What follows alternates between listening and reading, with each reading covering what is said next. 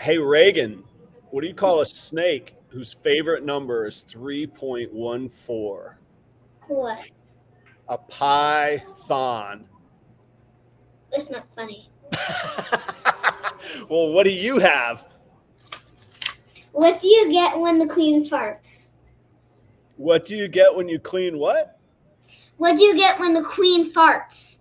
When the queen farts? Wow, what do you get when the queen farts?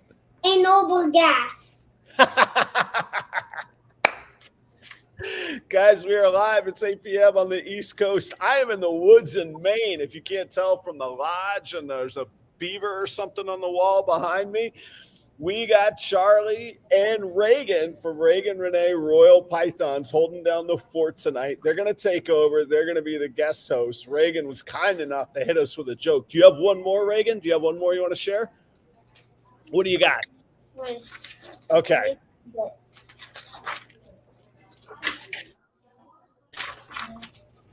Yeah. Can't find it. No, we'll just do it. Why did the cat cross the road? Why did the cat cross the road? I don't know why. Because the chicken had a laser pointer.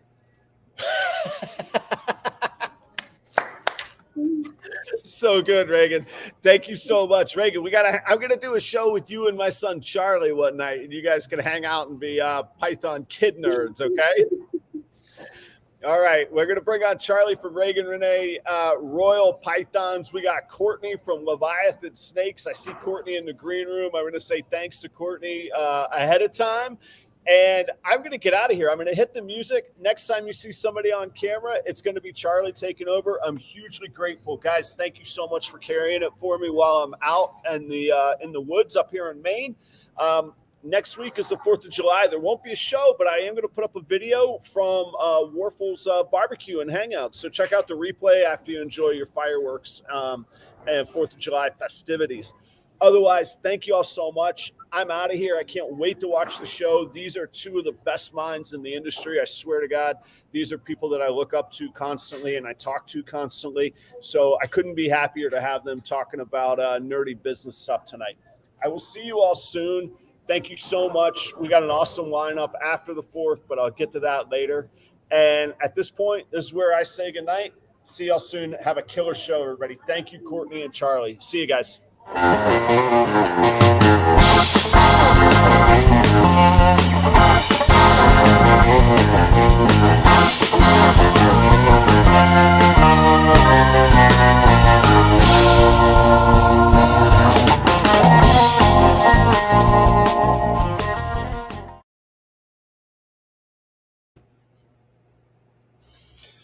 All right, what's up, everybody? Good evening. I'm Charlie, as Adam said, from Reagan Renee Royal Pythons. If you caught the first minute or so, you caught Reagan, the inspiration behind the company and the reason for the name. I am just, for those of you who don't know, not on social media all that much. We have a somewhat active Instagram account. I've been on a little bit of a hiatus recently. Really thankful for the honor to kind of hold down the fort for Adam while he's on vacation this week. But I am not a podcaster, so I'm going to ask everybody to kind of help me out. I'm going to do my best to try to keep you guys entertained tonight. We have a really cool guest, the better half of Leviathan Snakes, on with us this week. Just please do me a favor and help me out through this podcasting thing and just comment.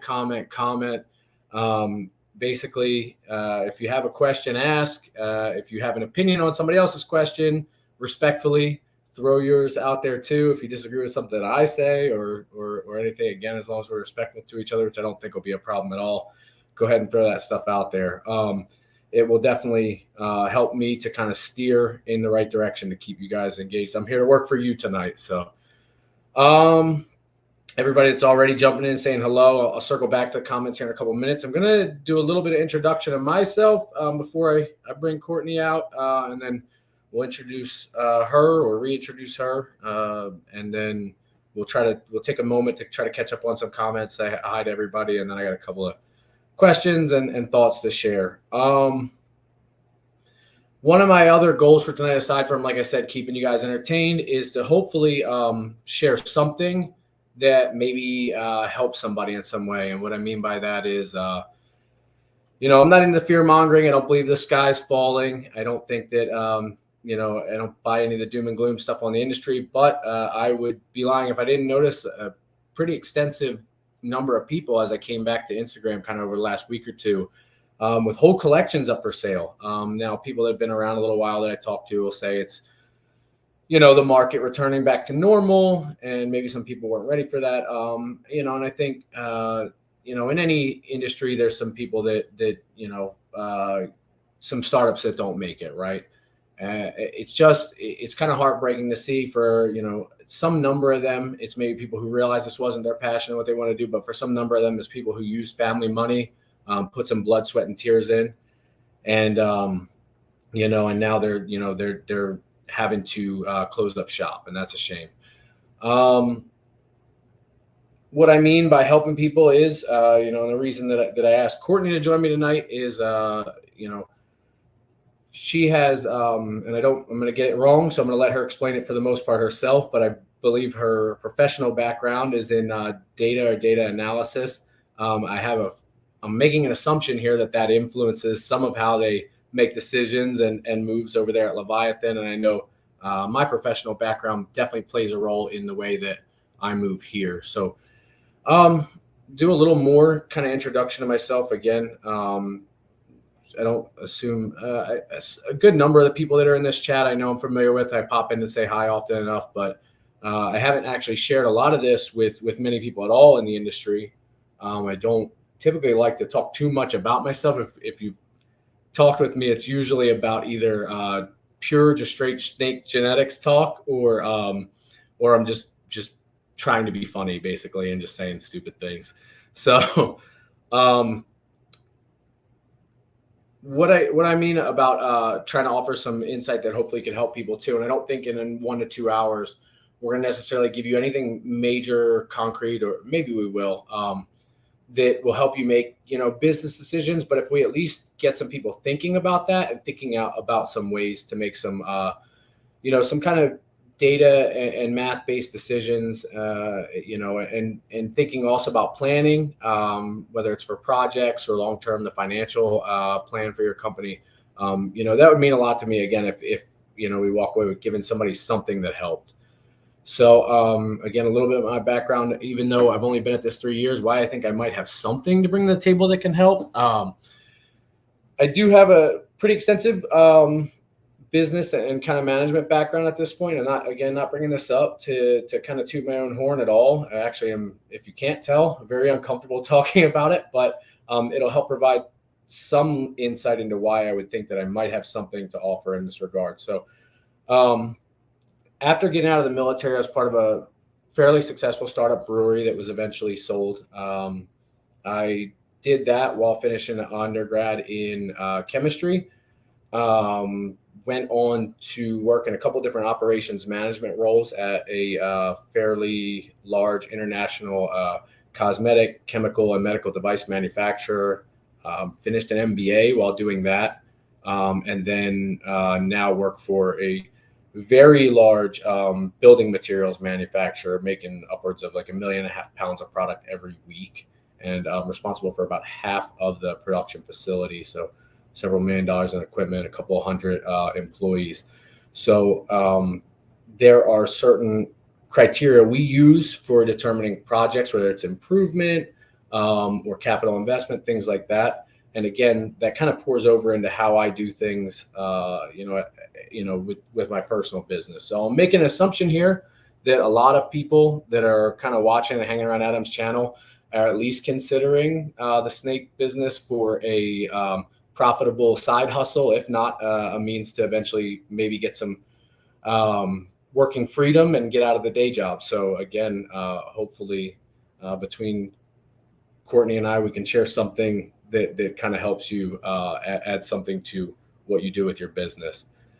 I think that's enough about me, like I said. So at this point, I'll bring Courtney out and let her introduce herself.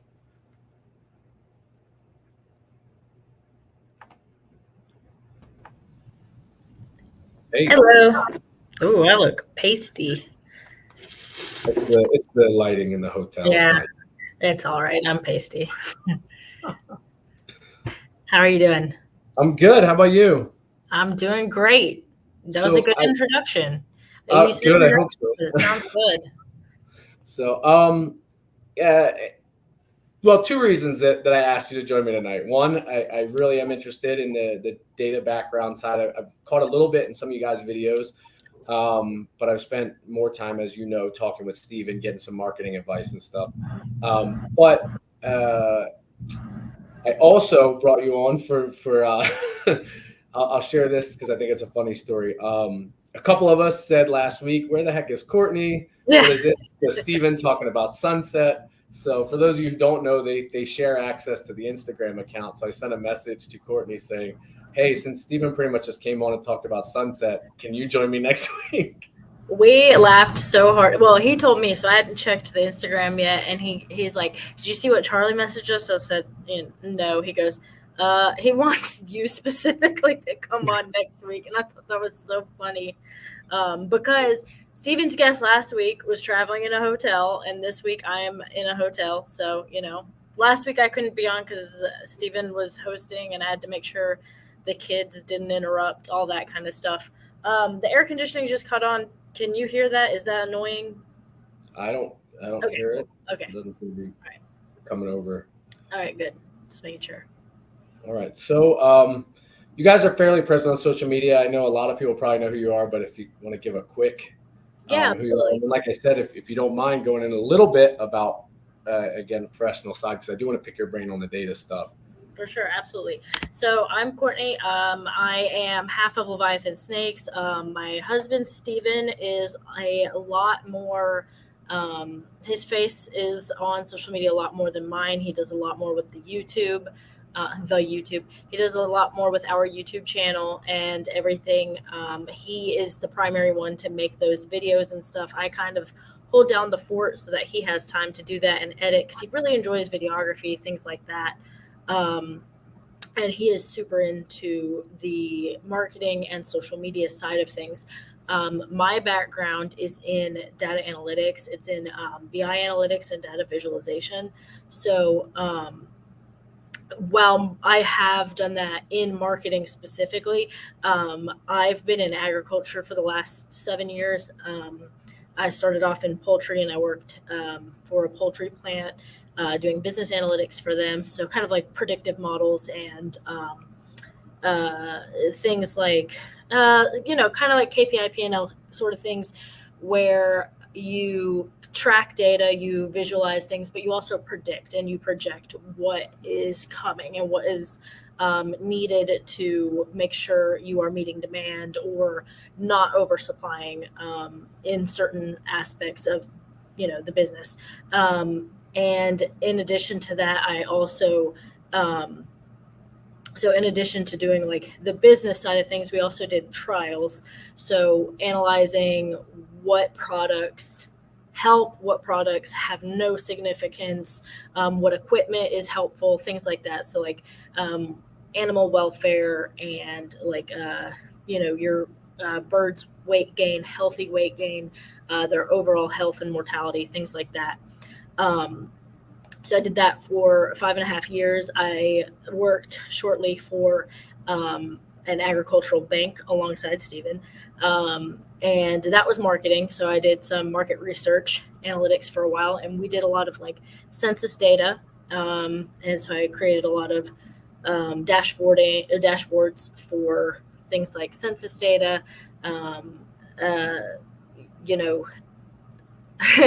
more finance stuff.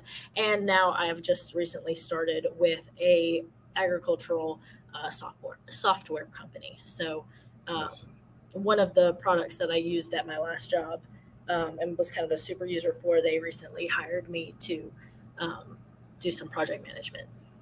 Awesome. Yeah. Awesome. Really, really impressive stuff. I started throwing down some notes because you said a couple things that piqued my interest. I'm curious if at all it plays a role into the snake thing. But yeah, what's up? the other thing that's really cool is when you talk about dashboards and stuff like that, from my end, moving more and more to the management side of it, that's like the invaluable stuff to me, because I just don't find time anymore to go through every piece. So any way they can make it easier for me to see things quickly is always a huge deal. Oh, dashboarding. Me and Steven kind of have a joke where, you know, we've all worked for someone who just calls every report, every graph they see a dashboard. Oh no, I'm that guy. No, 100% that guy. Like, we'll walk by like a sign that has a bar graph on it and be like, "Oh my god, look at that dashboard!" Oh no, I'm not that bad. I'm not that bad. Yeah, but you know, I'll have someone say like, "Can you make me this dashboard?" And then they'll explain what they want, and I'm like, "That's a PowerPoint. That's not a dashboard. That's just a PowerPoint." Yeah, I'm more on that side, but I'm more guilty of being like, can we get a dashboard for this?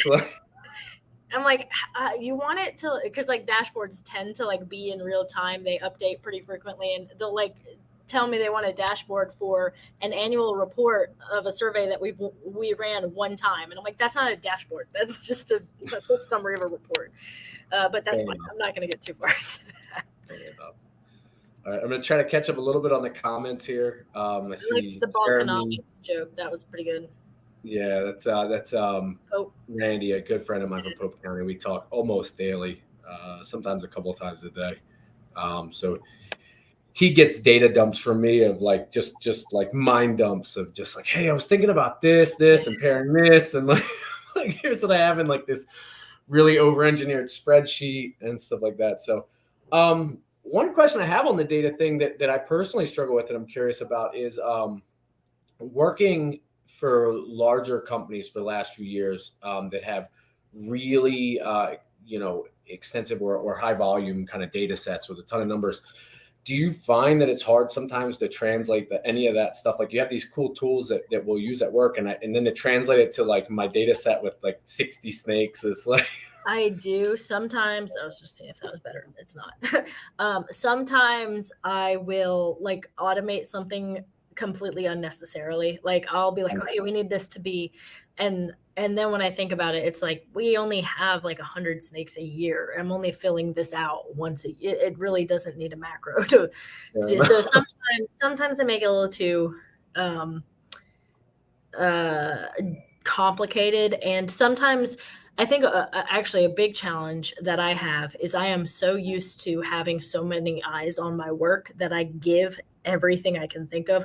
So someone might ask for something and I'm like, I know that they're going to come back in 2 weeks and want 15 more things. So maybe in the back end, maybe in behind the scenes, I will include all these different fields that I know they're eventually going to ask for. And I could just hide some columns, or I could just leave it on the back end and not like pull those into the actual report. And so I do that with the snakes, and I include every little detail just in case. So I'm talking like a lay date, number of, like tracking every, like their weight at lay, weight after lay, like average egg weight, all those things. I'm never going to do anything with that data. I'm never going to take the average egg weight and translate that into anything. Like I'm not tracking it well enough. That's a great point, and that's something that I've kind of had to learn for myself as well. And so to answer the question here, Randy, is no, or at least it's not going to be very easy at all. Yeah, I just remembered I didn't grab my Dr. Pepper before we started, so I've been glancing over at the fridge.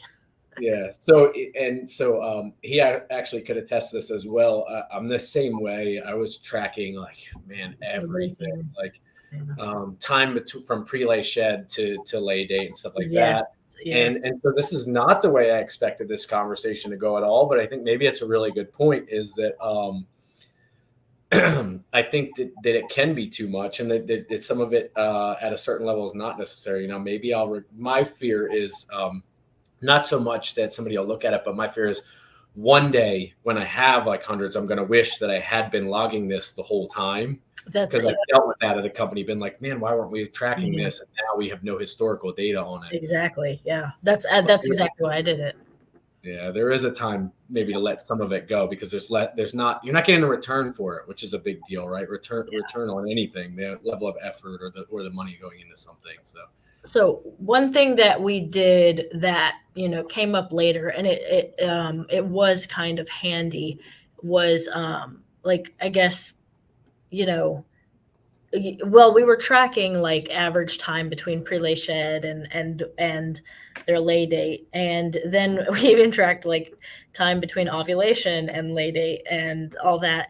And at first that seemed, I think we stopped tracking that. And then last year when we were thinking about what shows we wanted to do, and we were trying to figure out, we were kind of talking about that all the way in January or something like that. Maybe not January, maybe March. But we have a lot of late clutches. Our season really doesn't start laying until June. So most of our stuff isn't ready until September, October, or November. So we, you know, we're able to do like a quick little calculation to figure out how many eggs we would have when, based on who had already ovulated and who had already shed. Okay. So that was nice. That's like the only time it's been useful. But I've never used those egg weights. I've never really, you know, it's never really been very important what the female weighed after lay. No, right. I understand. What about, so that's really cool that you guys were looking at and trying to project for, you know, what you might have available around times of shows and what females might be going around times of shows. What about on the financial side? Have you guys ever dove into trying to predict, take that same kind of data, how many, and then look at you know, average value of the snakes at the time that they, you know? Yeah, absolutely. So, you know, we do kind of, so we, and it's, you know, it's all a guess. It's, none of it is like completely accurate, but, you know, we will calculate average expected return for each female is kind of how we look at it. And it's pretty much, we have, for example, a super pastel mystic female who we pair to a butter Mojave male every year. Same pairing every year. We get a couple bells. We get a couple of pet snakes. They're great for shows. They sell out at the whatever first show we do. So it's like a cool clutch for us, and we do it every year. Generally, she lays 11 eggs. Sorry, I was reading Brandon's comment. Sorry, like generally she lays 11 eggs and half of those are bells. So we have noticed this year she was much smaller and she only got one lock in. So she only laid, you know, 6 eggs this year. So right away we were like, okay, 6 eggs, half are going to be bells. So 3 out of that, you know, and we kind of predict that way. We have like a error, like a expected error rate of what we predict. So this, you know, we have 7 eggs from a sunset female. She's going to return between this amount and this amount, with this being our expected error, like of $2,000. You know, if we get 0 sunsets and only het sunsets, this is what we'll get. Yeah. So to break it down, we do all that in Excel for people. Yeah, I kind of was guessing that was it. So I guess to break it down a step more for people, right? Are you then this is what I do, and then compare it to what you do, or tell me if we're close. I do something similar for a female. I'll put basically I've gone as far as every combo, like off the Morph Market calculator, male column, female column, kind of don't go that far. At the time, weighted average, right? And then times number of eggs. Oh, okay. Yeah. On her. So then I'll get weighted average for each of those combos based on the odds. So I'll literally have, if it's 1 in 8 for this and 1 in 16 for that, it'll multiply times the average of the male and female price, right? And then they'll add that, and that'll be the per snake value multiplied by, if she's an 11 egg layer, I have a history on that. I'll use a number like that. I do that, and then I take everything and I rate it at like 80% of my females, which last 2 years was what I was getting. Actually, closer to 90% of my females were going. But is it something similar to that? Are you doing like a weighted average, breaking down price per animal and looking at like Morph Market for that? Or if not, that's fine. I'm just kind of curious what the. Oh, You still there? Sorry, it broke up just for a second. But so we don't go quite that in depth. It's more like we take the maximum and the minimum amount, and we just average it that way. It's a much quicker, cleaner for our way. expected. I've had to do that on return. clutches. Yeah. Okay. I've had to do that on clutches that have a lot more combo possibilities and stuff like that too. So yeah, that makes sense. Mhm. All right, let me take a minute, kind of catch up with some people. I see a lot of cool people that we know and recognize in here. I saw Ken from Primal Scales, Jeremy from Morphs. We got Main Squeeze, Pope County, Snakes for the Memories. What's up? Brandon over Nixon. Nixon Reptiles. I saw Kai. Am I still coming through all right? You said I broke up for a second there. Uh-oh. All right. What about people who are listening? Sorry, it broke up. Am I breaking up? I don't know if it's my connection or Courtney's. So if anybody in the comments can shed light.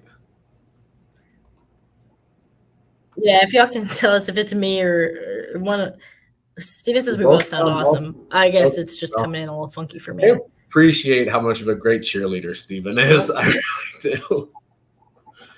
Okay, Courtney is frozen there. I'm frozen. All right. Hyperspace. Come on, man. Hyperspace. Awesome. Jinxed it. I'm sorry if I'm missing you guys. Synergy, I think I saw. Synergy Morphs. Goff's Reptiles. Thanks so much for joining us, everybody. Courtney's breaking up. I blame the hotel. It's not her fault. It's the hotel's Wi-Fi. Yeah, I'm on that free Wi-Fi, but it seems to be going good now. I can hear everyone and everything. Awesome. I do appreciate you joining me. I might jump out and try on my phone. Okay. Whatever works. Yeah. Here, I'm going to jump out and switch to my phone and see if that's a little better. That's cool. I'll plug the sponsors real quick, and I'll see if there's any questions anybody in the chat has, or if anybody wants to comment on anything they're doing in a similar vein towards trying to project value per clutch and stuff like that. I lost the sponsors now that I'm solo screen, but I think I remember who they are. REDLINE shipping.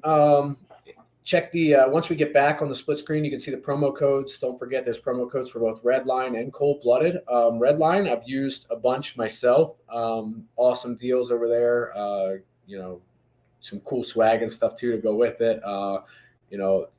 They came onto the scene really fast and provided the same or if not better service level than a lot of the other companies. So I've moved almost exclusively over to them recently myself, actually. Cold-Blooded, I don't do a lot of frozen rodents anymore, but I did for a long time. It's something I could talk about as well tonight maybe. Was a decision, financial decision and kind of strategic decision to go into breeding my own rodents here. But Cold-Blooded, when I did order, was one of the few that I would get from. And always had really well packaged, really clean product. Everything seemed to be really on the up and up. So that's cool. I know Chris from BNS is one of the sponsors. Have met and done business with him in person, personally. Great guy. Good quality animals, a bunch of different species that he's working with. Had the pleasure of getting to see a bunch of those at a barbecue that he did over at his place, which was awesome. Sorry, and I believe our other sponsor, I'm sorry guys, Snakes for the Memories, which is also just a really awesome positive couple that's out there in the hobby and on YouTube.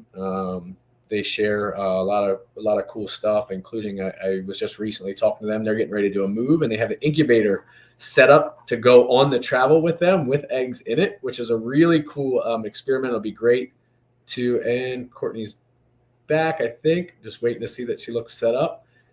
There we go. It'll be really cool, I think, for them to share that experience. And if there's a level of success with that, I think they had like a backup power supply set up for it and everything. So I'm really curious to see how that works out for them. If the babies make it safe and everything hatches okay, that'll be awesome. And again, I think that'll be really beneficial in keeping with what I was talking about earlier for a lot of people around the industry to know that there is the way to do that. Because I know that's one thing that I see as a reason why I see people turning around and getting out. They say, oh, they have a move or a job change or something like that. So pretty cool to see them sharing that information. I think that about covers it on sponsors. So good timing. Welcome back. Sorry about that. All I good. switched over to my phone and then I realized how high up I would need to hold it. So sorry that I'm a little awkward, but this should be good. So Strictly Strange Snake says, I'd like to hear about the Frozen versus Live. I'm assuming you're referring to the comment I was making. So we did Frozen because we started, as a lot of people did, as pets. And I had developed, because of my manufacturing background and just being overly engineering things and being a general nerd, had developed a pretty quick system for thawing out a lot of frozen rodents at a time, and was really comfortable with that. It was at a time you had to keep in context when we really got up and running and started to get clutches was during COVID, and animals were flying.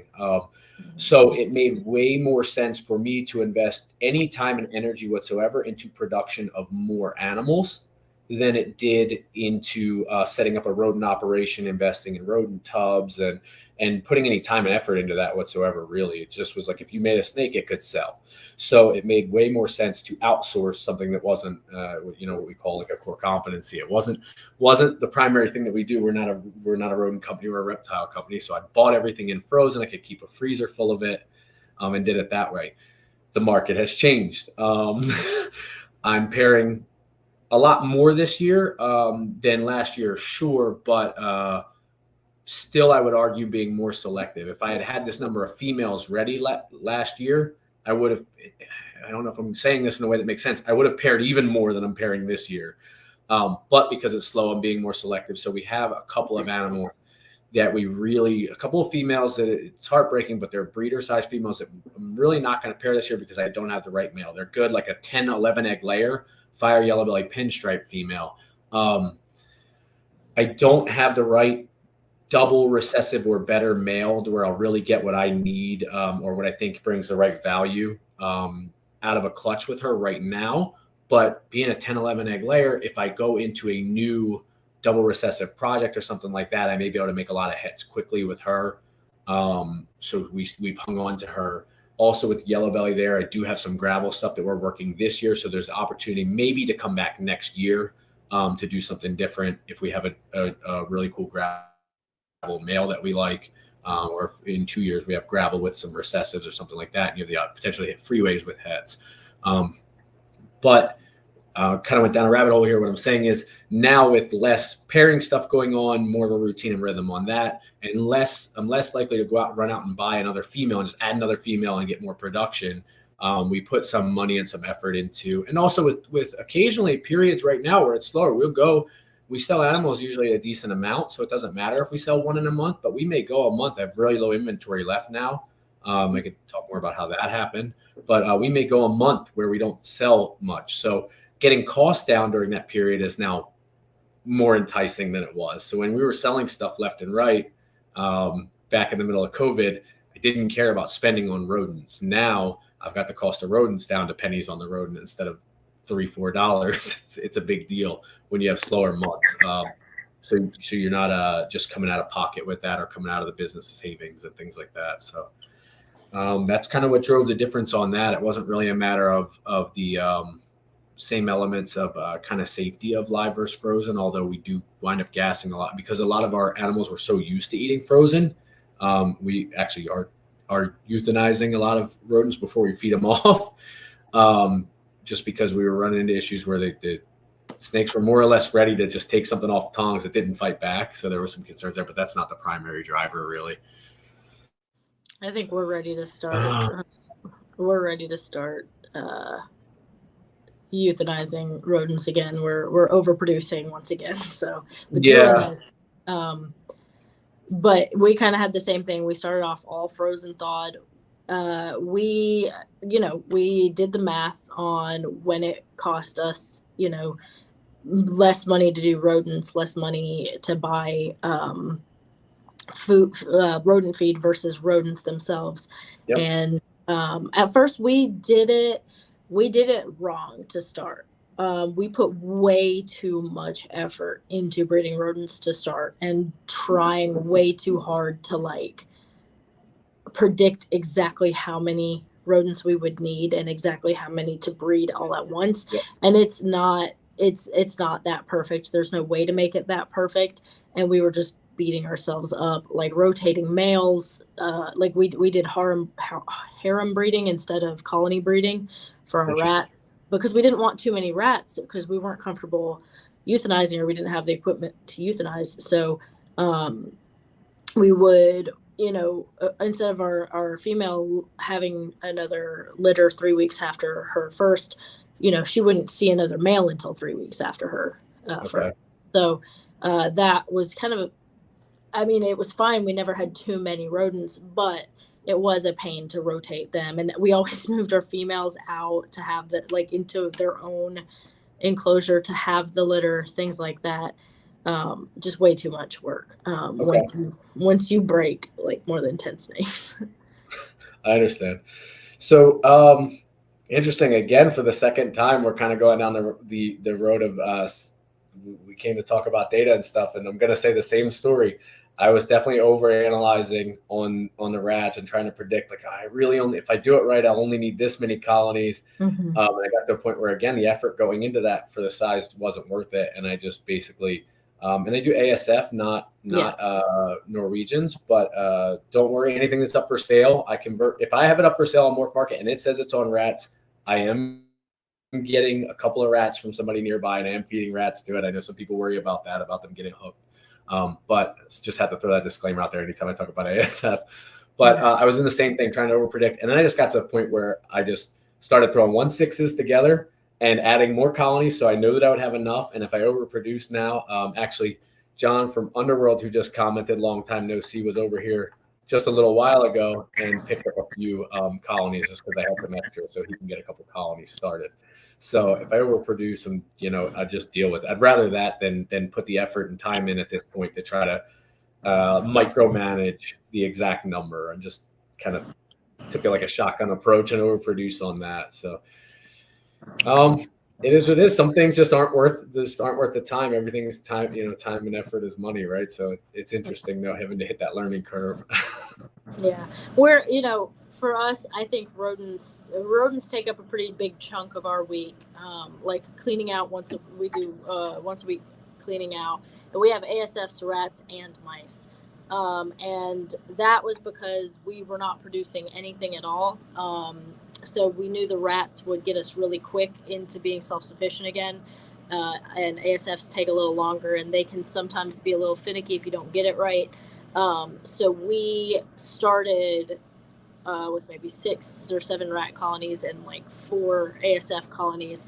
And now we've gotten to the point where our rats are getting to, our Norwegians are getting too big if we don't feed them off. And we're ready to just go straight ASF and mice. We have the mice for the folks that aren't as comfortable with the ASFs.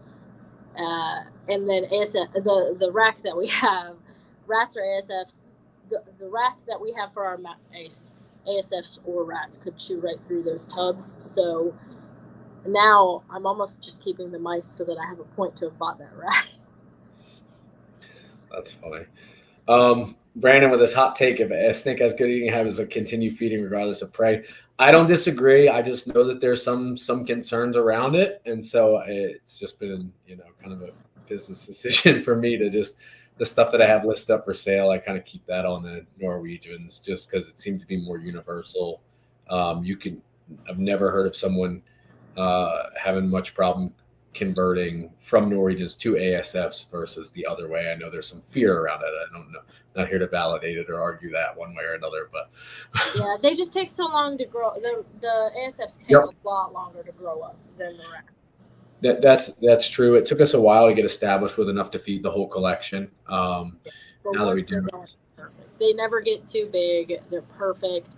It just takes a little while to get there. I know Holdback Rack did an interesting podcast or show on the what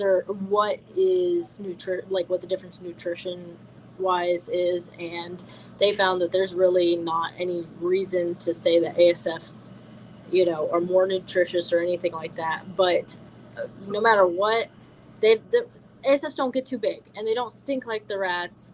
And to this question right here, yeah. That's what I'd say.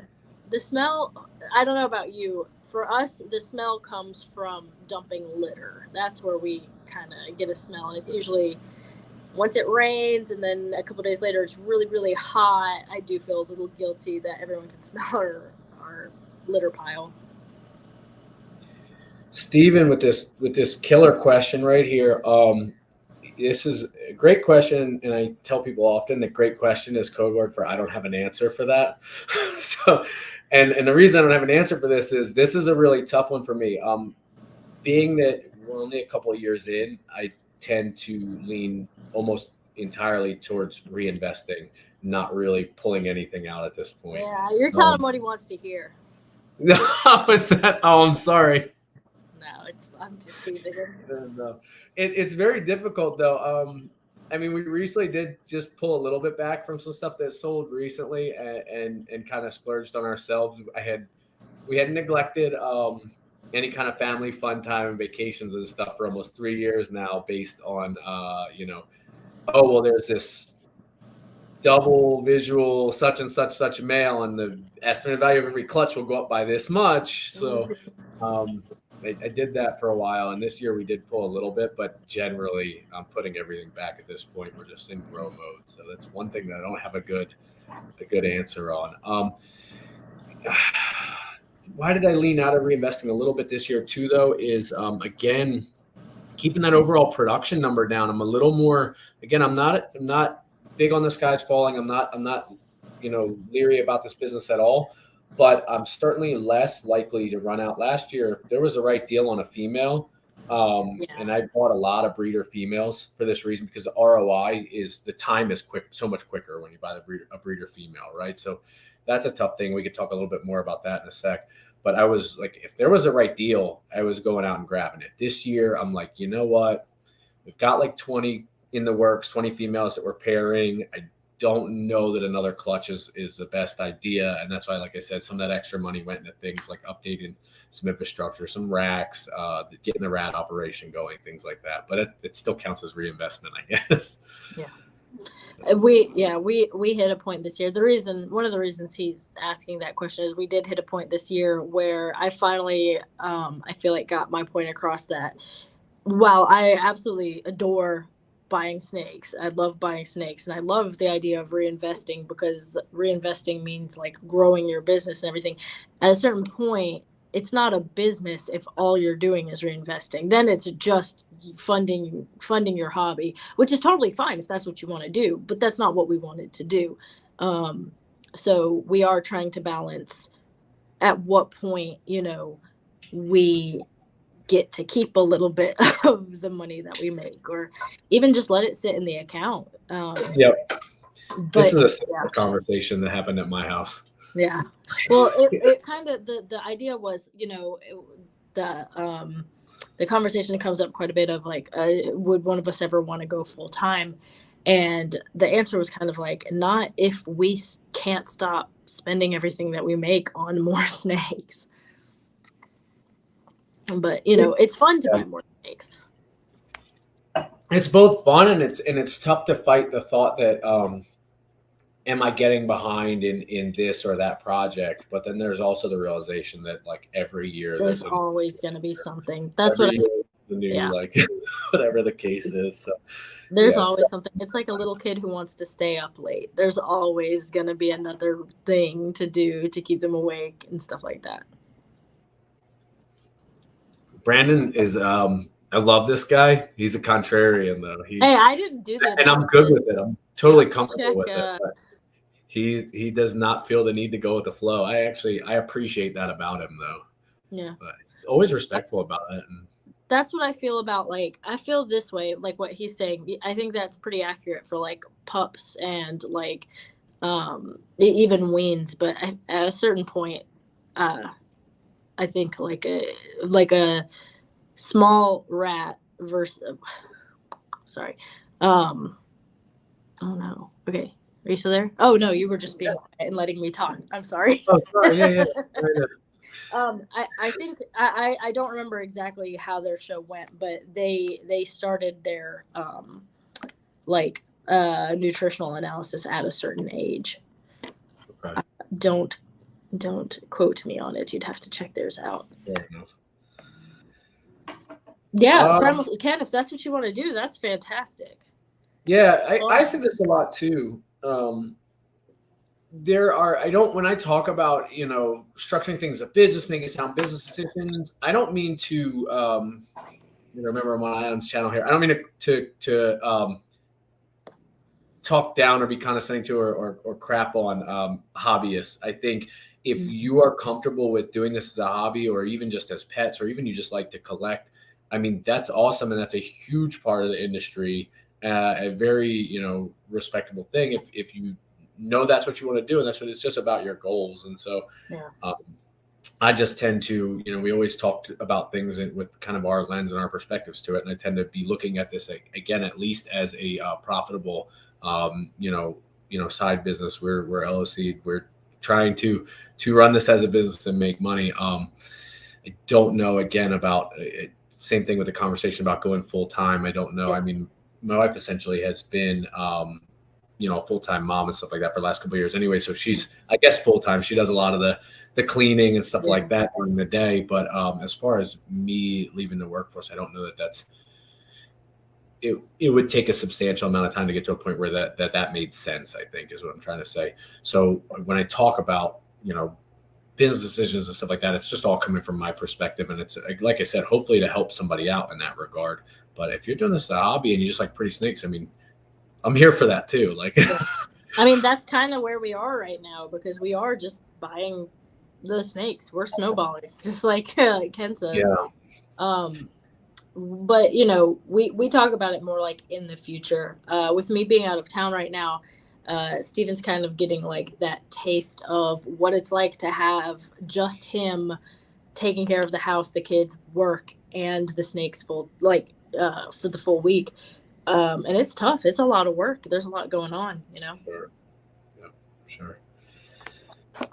Got a lot of ASF talk still going on here. It's harder to read the comments when you're on your phone. So I'll try and pull them up and talk about them. Yeah, just like I said, a lot of ASF and desert field mice talk.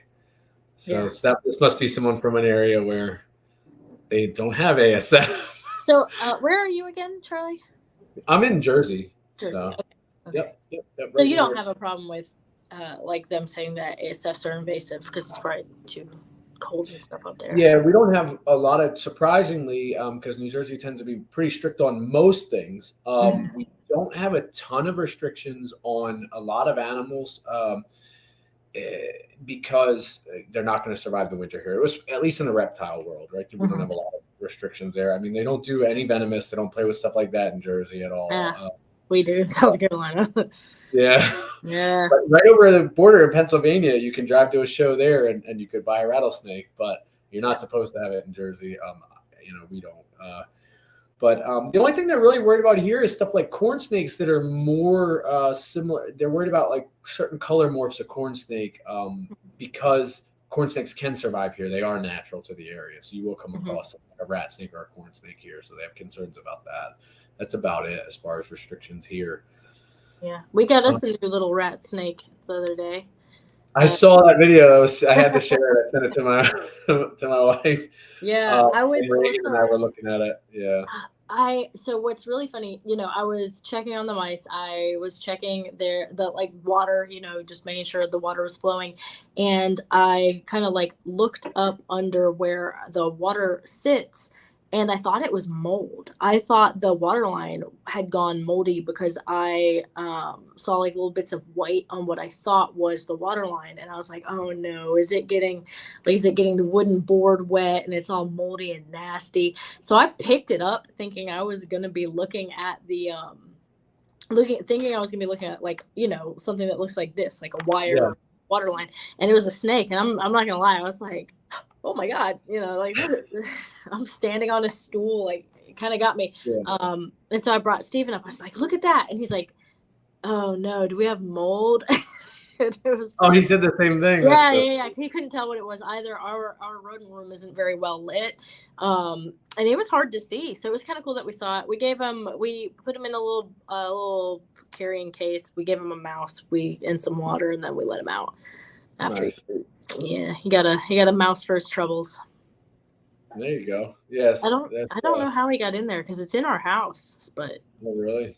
yeah. That smell of rats, so he figured it out. He could smell all those rodents. He couldn't resist. Yeah.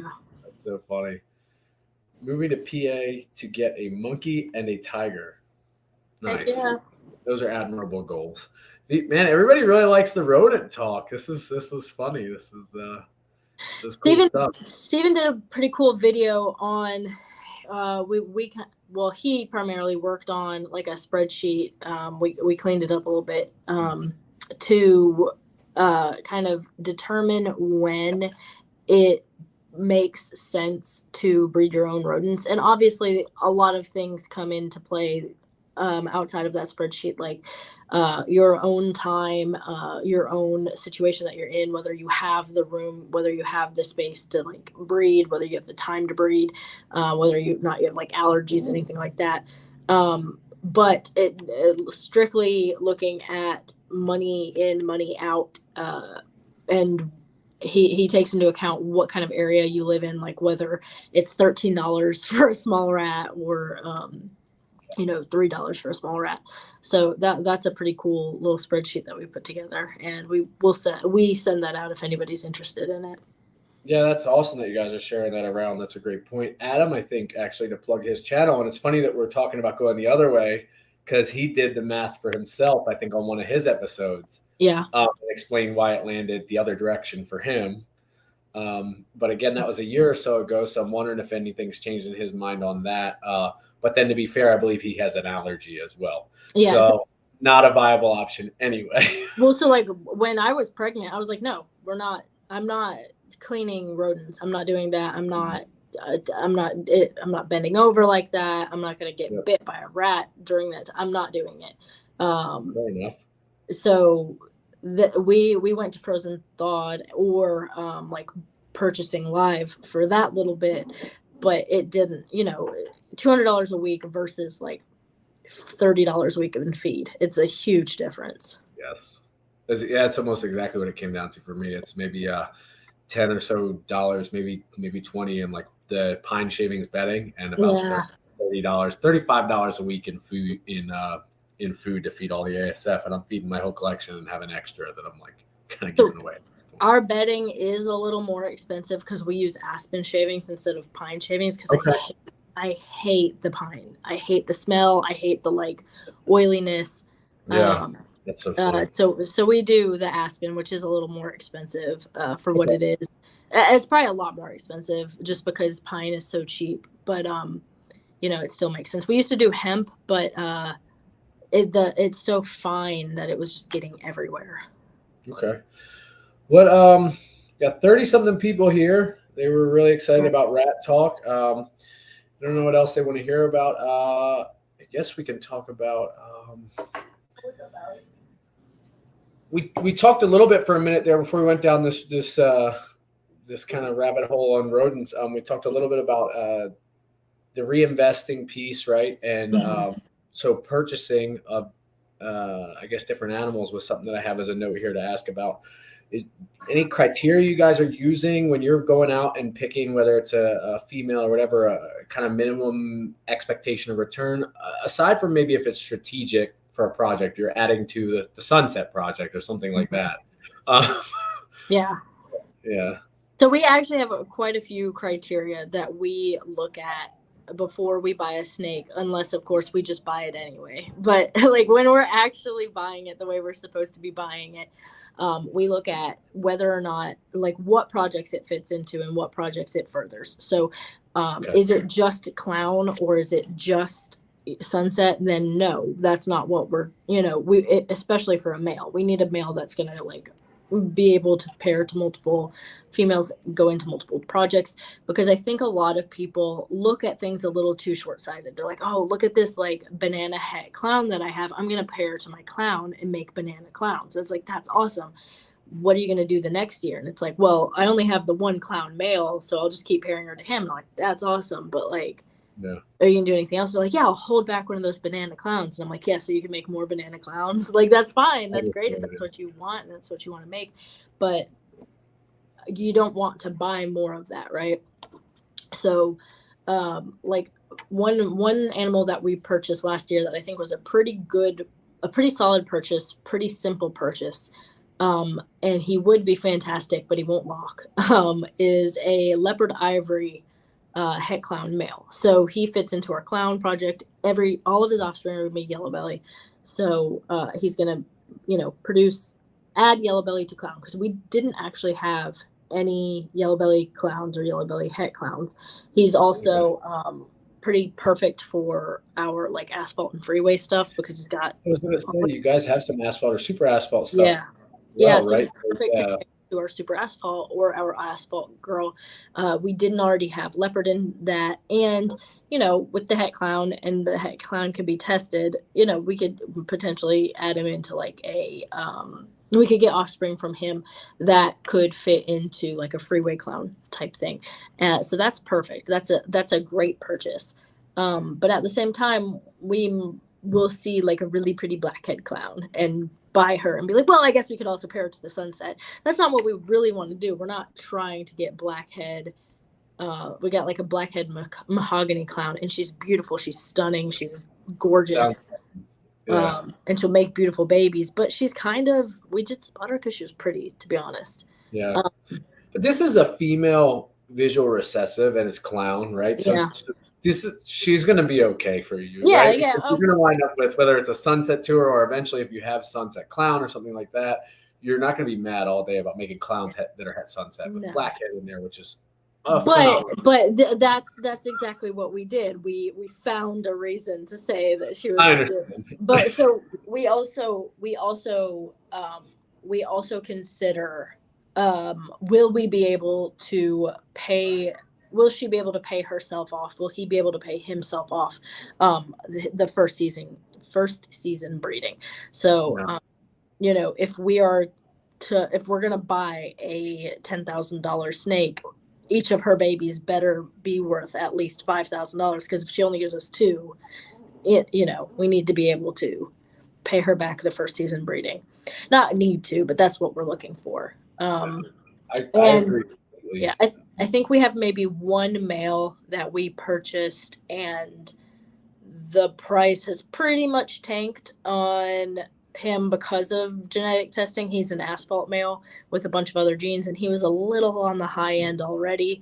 And then asphalt has just completely dropped in price because you can test for it. You don't need to have guaranteed asphalt anymore. Yeah. Yeah. I never even thought about it, because I'm not heavy into the freeway stuff or the highway stuff. I just added gravel this year. Mm-hmm.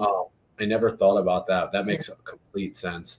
Asphalt was pretty, especially like super asphalts. You couldn't even find a male 2 years ago. And now, yeah, all of those yellow belly / asphalts suddenly became a lot more like tempting to people.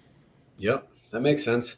But I agree too, though. On you mentioned getting a female and expecting to pay her back in the first clutch. I don't feel that's unrealistic at all. No. A year ago, I was looking at buying females, and like I said, I was buying breeder females.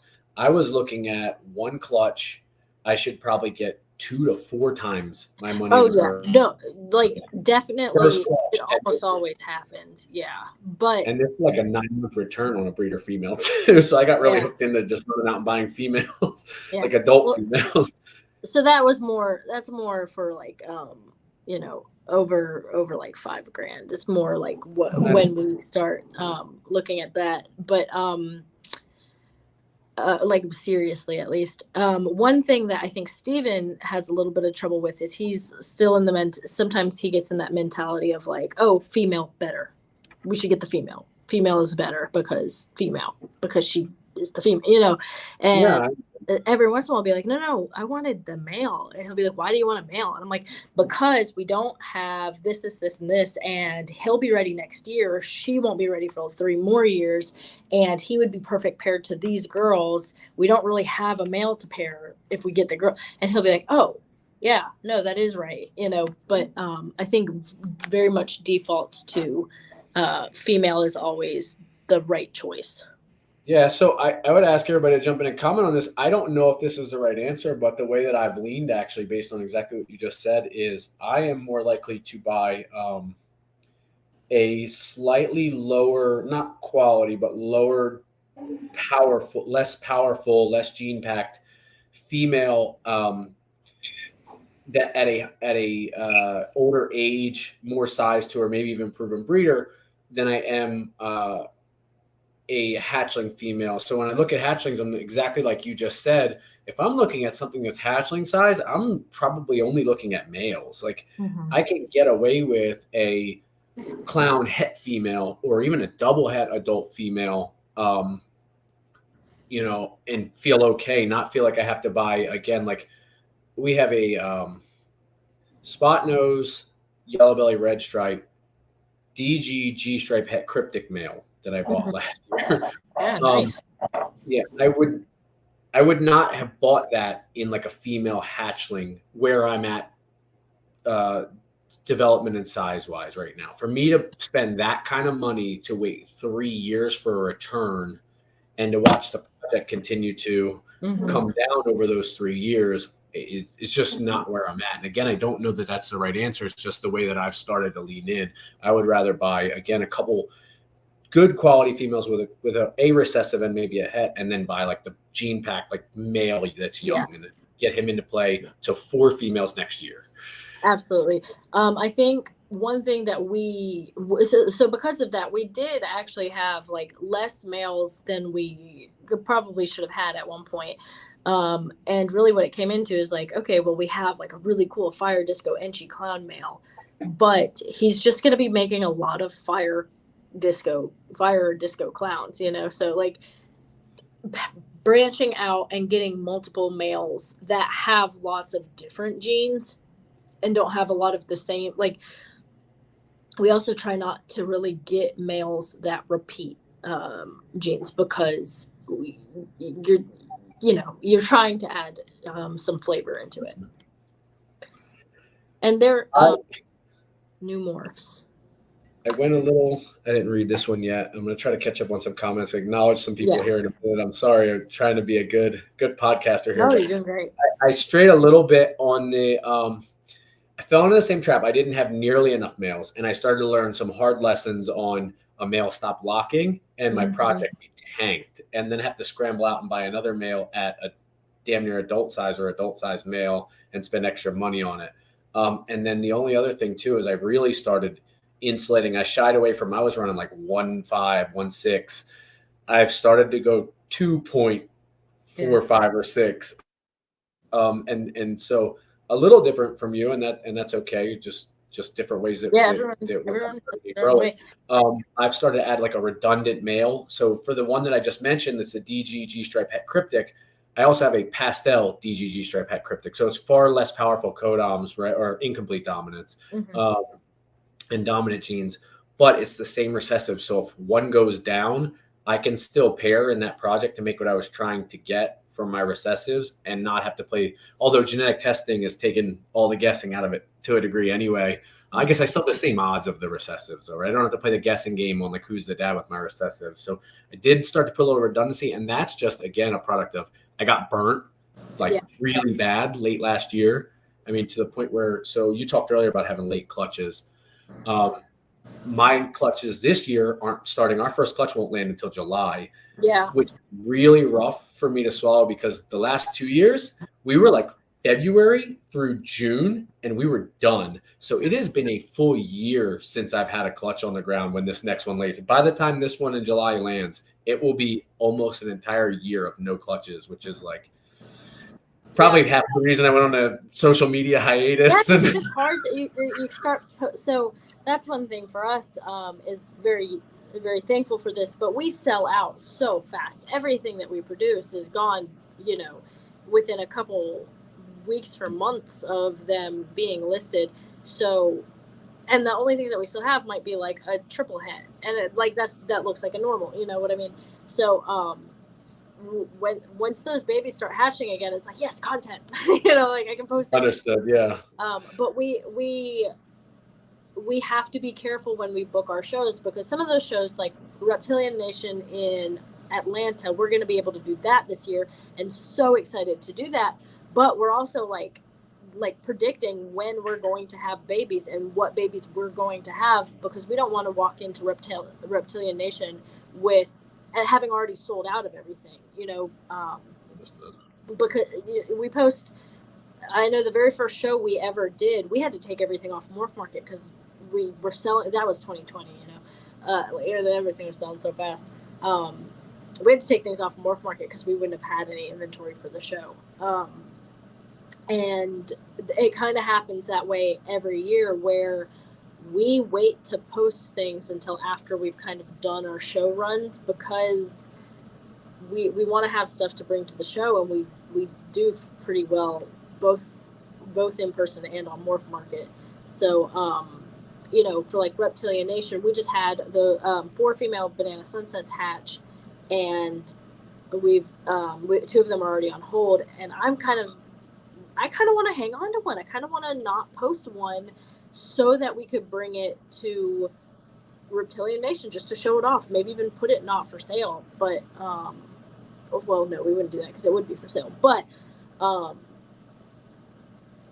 kind of want to hang on to one until after that show, just so that we can show it off. Makes sense. This question here, I don't have a great answer. I don't think. I don't think there'll be a point where we discover all the morphs, right? Genetic mutations are going to continue to crop up over time. Yeah, all the time. Yeah, it's just the nature of how that kind of works. And as you blend things together, new things happen. It's and ball python morphs are really interesting on how visually like shocking they can be. But like combos obviously are going to happen all the time, brand new. But we're all the time finding new things, like out of Africa or out of like captive bred stuff. So I think newer, like Monsoon and Sunset, those aren't super old. I say give it a couple years and another one like that will pop back up. Is this to you, or is he talking to somebody else in the comments? Do you guys have an Xanthic male going on Morph Market? No. Yep, cross-talk in the comments. Awesome. Well, somebody, so get that snake, and whoever's making the sale, make that sale. I'm here for it. Whatever we're talking about, I'm here for it. When we first started, I thought the idea of like buying a female and finding out she was gravid was so cool. Like just getting eggs without doing any. And like now, if I did that, I would be so bad. Yeah, it's very different once you have planned projects for sure. Particularly even if there are no new morphs, there are endless combos we made. Yeah. There's so many morphs. And I mean, there's always going to be new ones found that are like, you know, whether or not they're very cool. But I think as far as like really cool, visually stunning morphs, I think that's always going to happen. Animals evolve, you know, things like environments change, and maybe they start having certain morphs that help them blend into their environment better. And it looks pretty cool in a baby, you know. Yep.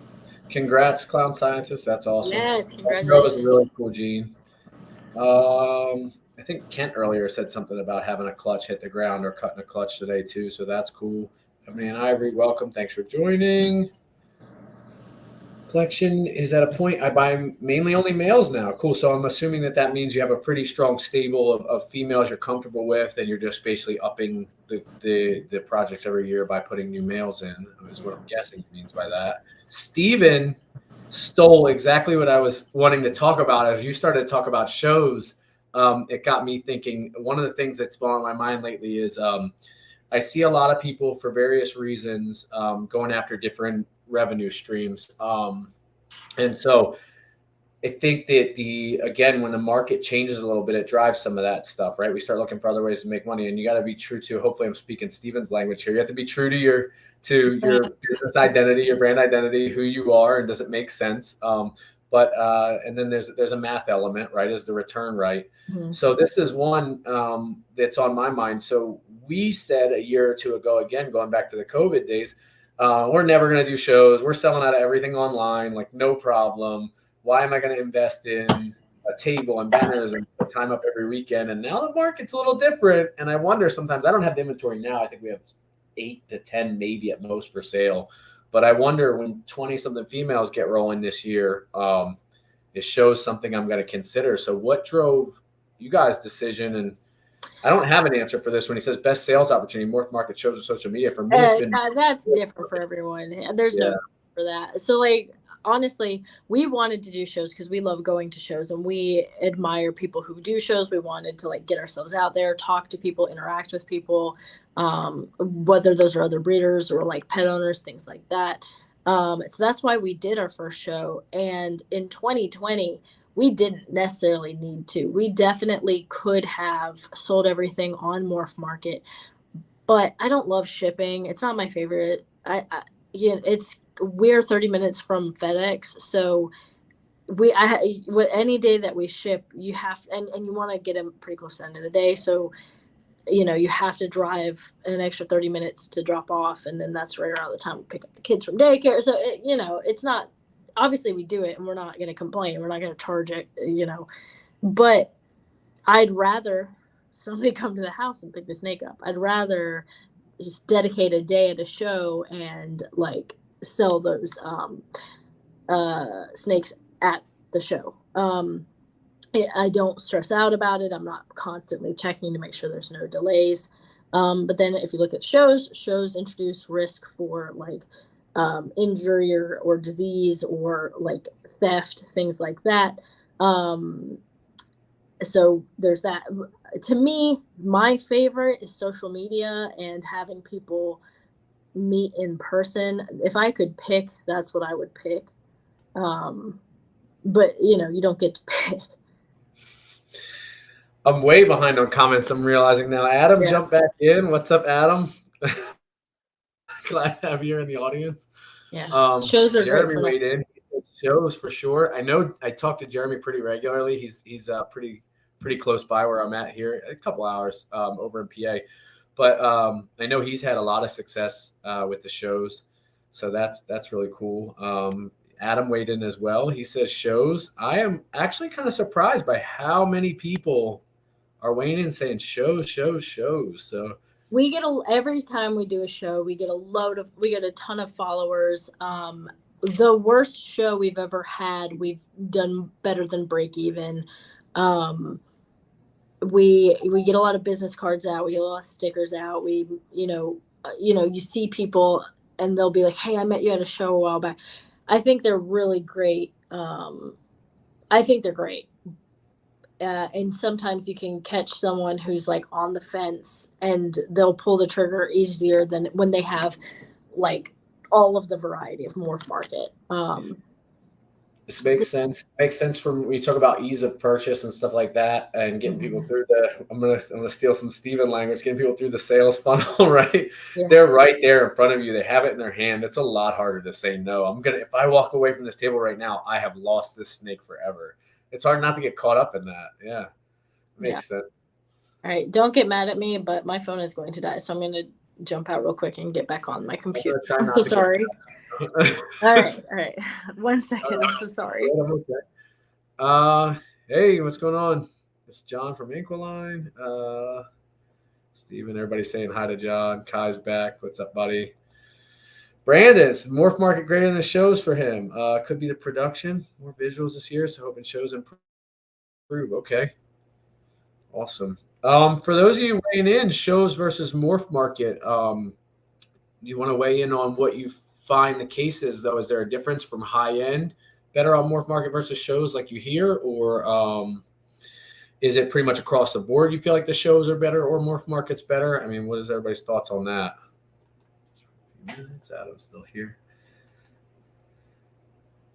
Beast Morphs weighing in. He's done great on Morph Market. Not vended a show yet. Yeah, it's hard for me to weigh in because I'm in the same boat. I have not vended a show. It looks like Courtney's back. Yes. And also, now that I can read the comments, a lot of people have pointed out that it is important to have a backup male. And I had been like, you don't need 2 males. But I wasn't even thinking about that when I said that. So thank you guys all for pointing that out, because that's not what I was thinking about when I said it. Yeah, this is the the magic of, I guess, us being live now too. Whatever we say is in stone, and I didn't have time to think it through before I said it. Yeah, well, so I guess what I was thinking was much more lower end. It's like, I don't need 2 butter Mojave males, but that's not even where the conversation was at the moment. So everybody in the comments is right. So like we recently got a sunset cinnamon male. We don't have any plans to take our sunset male out of the breeding rotation, but now we have that cinnamon sunset with that extra gene. But, 100%, I think that's a better purchase than another single gene sunset.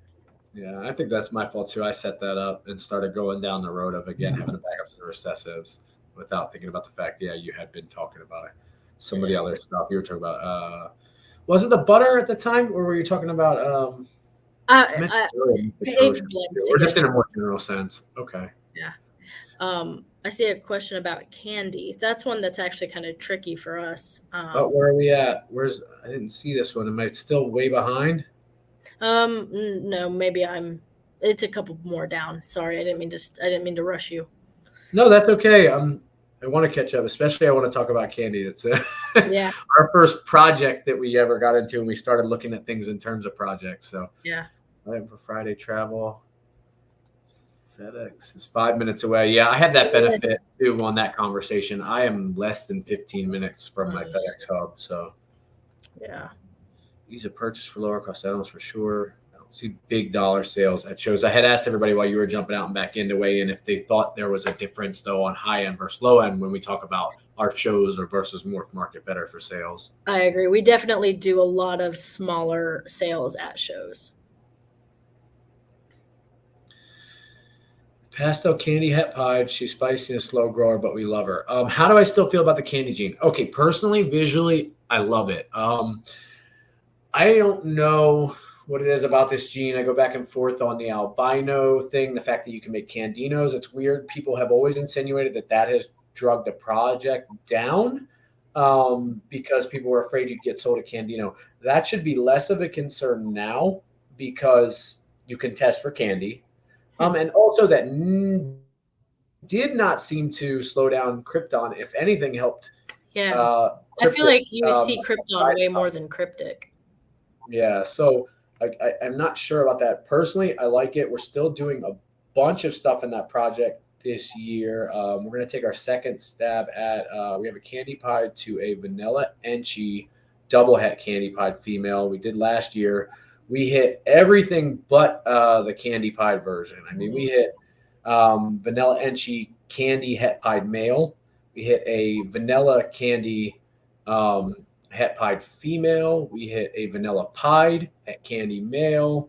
I think an enchi pied het candy male, but we didn't hit candy pied on any of those. You had that random generator on full blast. We went all around it. We danced all around it. The cool thing to come out of that for me though was that vanilla enchi candy het pied male is still going to be a lot of fun when he gets up to size, with still having the vanilla double het female, with having another chance this year to hit vanilla on stuff. And also we grew up some fire combos from 2 years ago that are getting close. So you have potential to hit screams and stuff like that in candy. So creams and screams and candy, which should be kind of fun. So we do candino. We do toffino candino, and specifically like we have albino females and toffee males. So it's not, you don't have the risk of, is it an albino? Is it a toffee? What is it? They're all just toffinos. And last year we had our first just straight up toffino clutch because that's what was ready to go. And it took them a while to sell. And then once they colored up and got that pretty toffino color, they were gone. Shows? At shows. It just took a second to color up.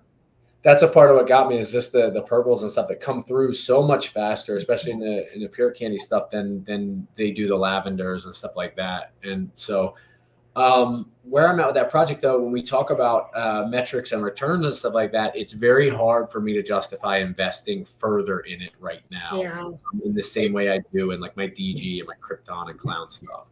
I think it's also tough because one of the biggest, like, it looks really good with pied, but with clown, it's kind of hard to see. And, like once The you start. Candino clown stuff is, yeah.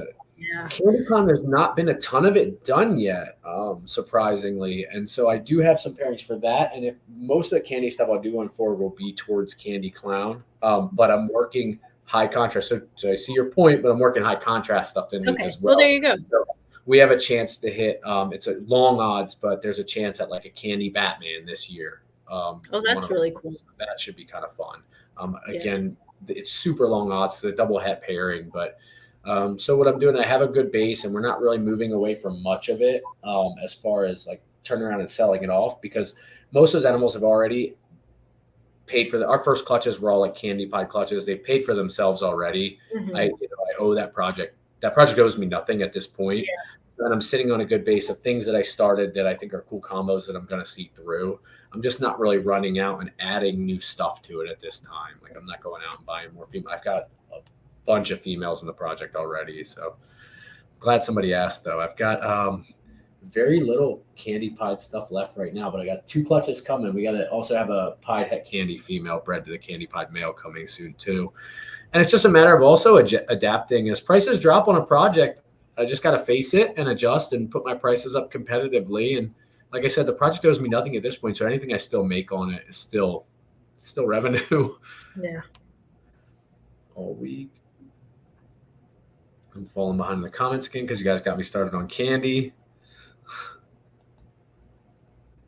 Safety issue. I missed something here. Is that on shows? Like keeping up with what you have on your table? Oh, no, he had said ease of purchase for lower cost animals for sure. I don't see big dollar snakes at the shows. So yeah, I think they're talking about keeping up with your high dollar animals on your table, I think. A brand new breeder to get me to buy from them. Man, I feel bad answering this. No, be nice to me, for one. Be nice to me. Like I am such a sucker for good customer service. It does, like in every aspect of life, like going to a restaurant and having like a server who goes kind of out of their way to like say something personal or like remember us from last time. I'm immediately sold. I'm always coming back and asking for that server. So when it like having someone who has like has reached out to us or we've talked to in the past, and if they have an animal that we're looking to buy, like the genes that we want, and I already know who they are and they've already reached out and they've already like left a really good impression, I would definitely buy from a new breeder before I would buy from an established breeder that I'd never met before. Okay. Yeah.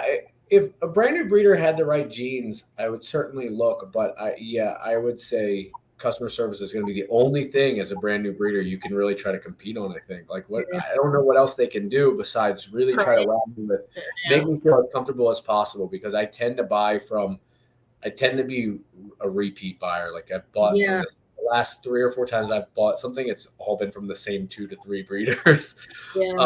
And that's a product of the projects too.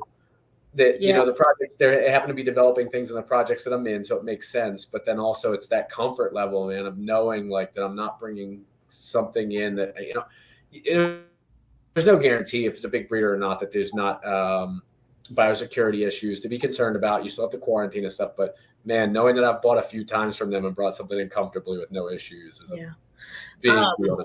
Well, we have a spreadsheet of each animal who we've spent money with, like how many animals, how much money we've spent with them, like going back and forth. And I think at least half of our stuff is Bob Vu and then Brock Brad. So I have a similar couple of names.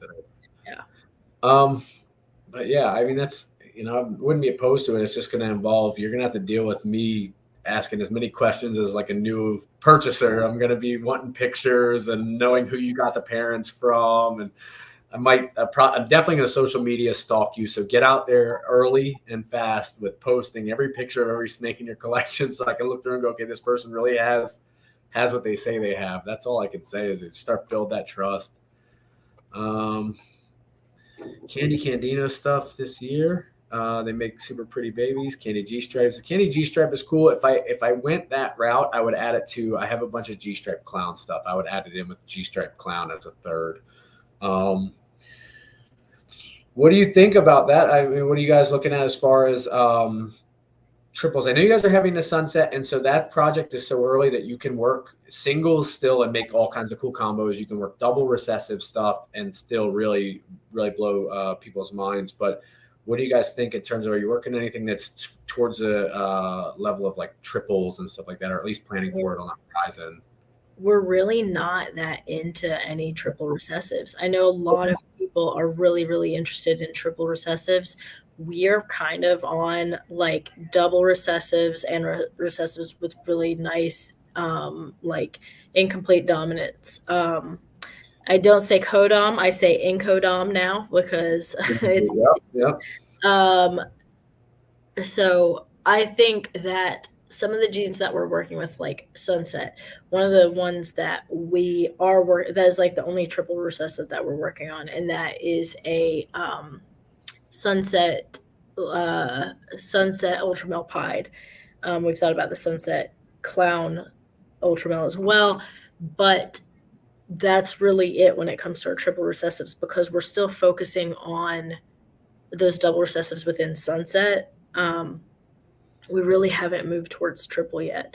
I think some of our incomplete dominants, like the asphalt and the freeway stuff, feels like a recessive. So in that sense, it could be because we want like super asphalt or freeway.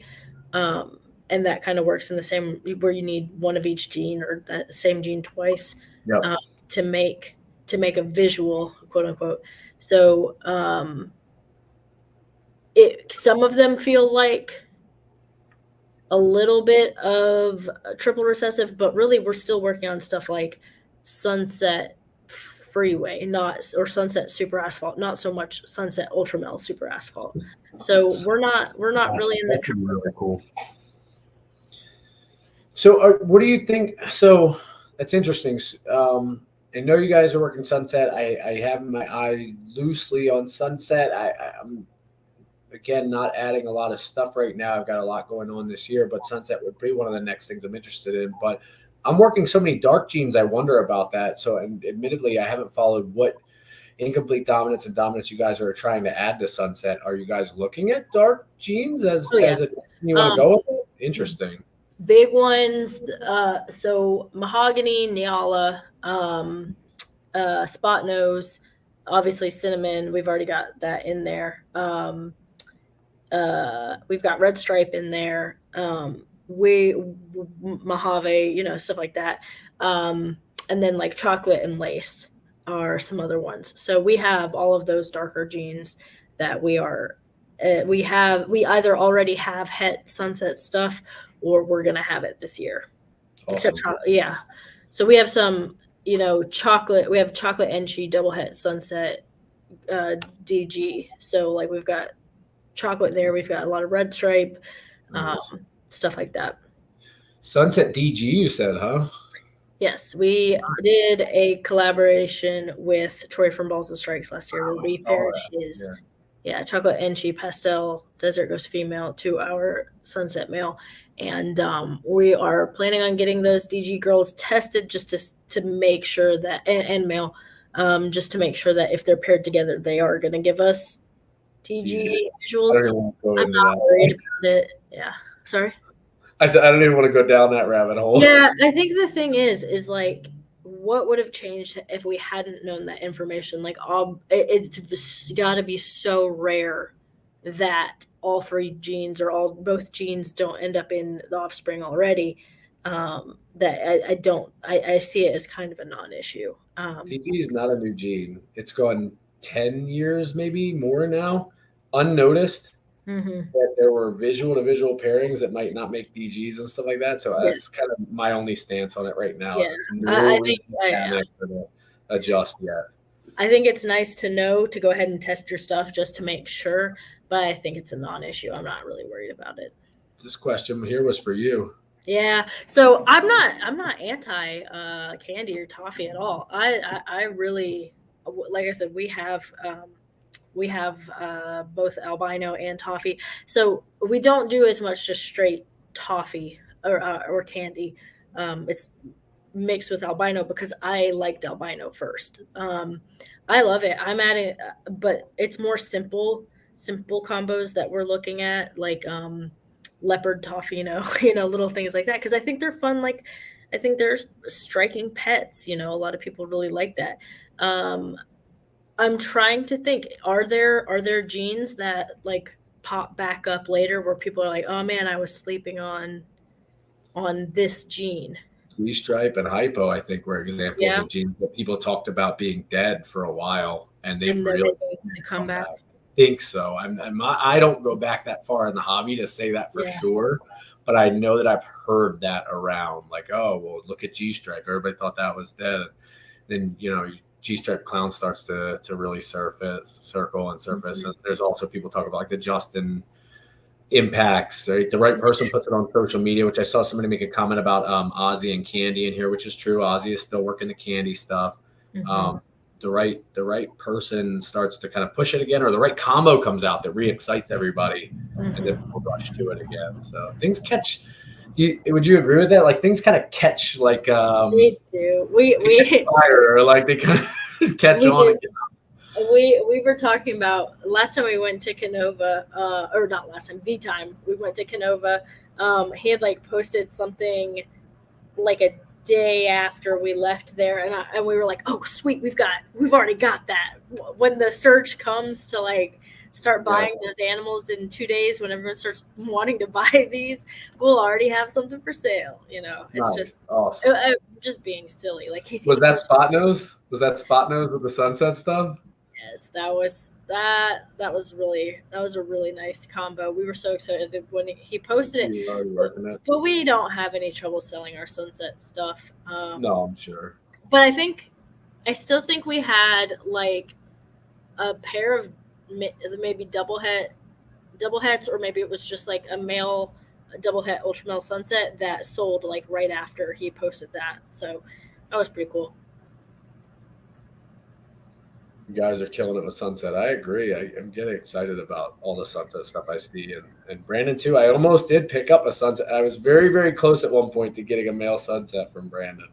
And then we talked about some, I think, possible candy sunset combos and stuff. We danced around the idea of trading one. Yeah, with how good the lavender albino looks, I bet you would look pretty impressive. I got excited when you mentioned the DG sunset. I know when that first came around, there were some murmurs of hate and stuff like that. But as it's gotten bigger, if you've seen any updates from Miguel, I think the first it gets brighter and brighter. I think the first picture that was posted just didn't do it any justice.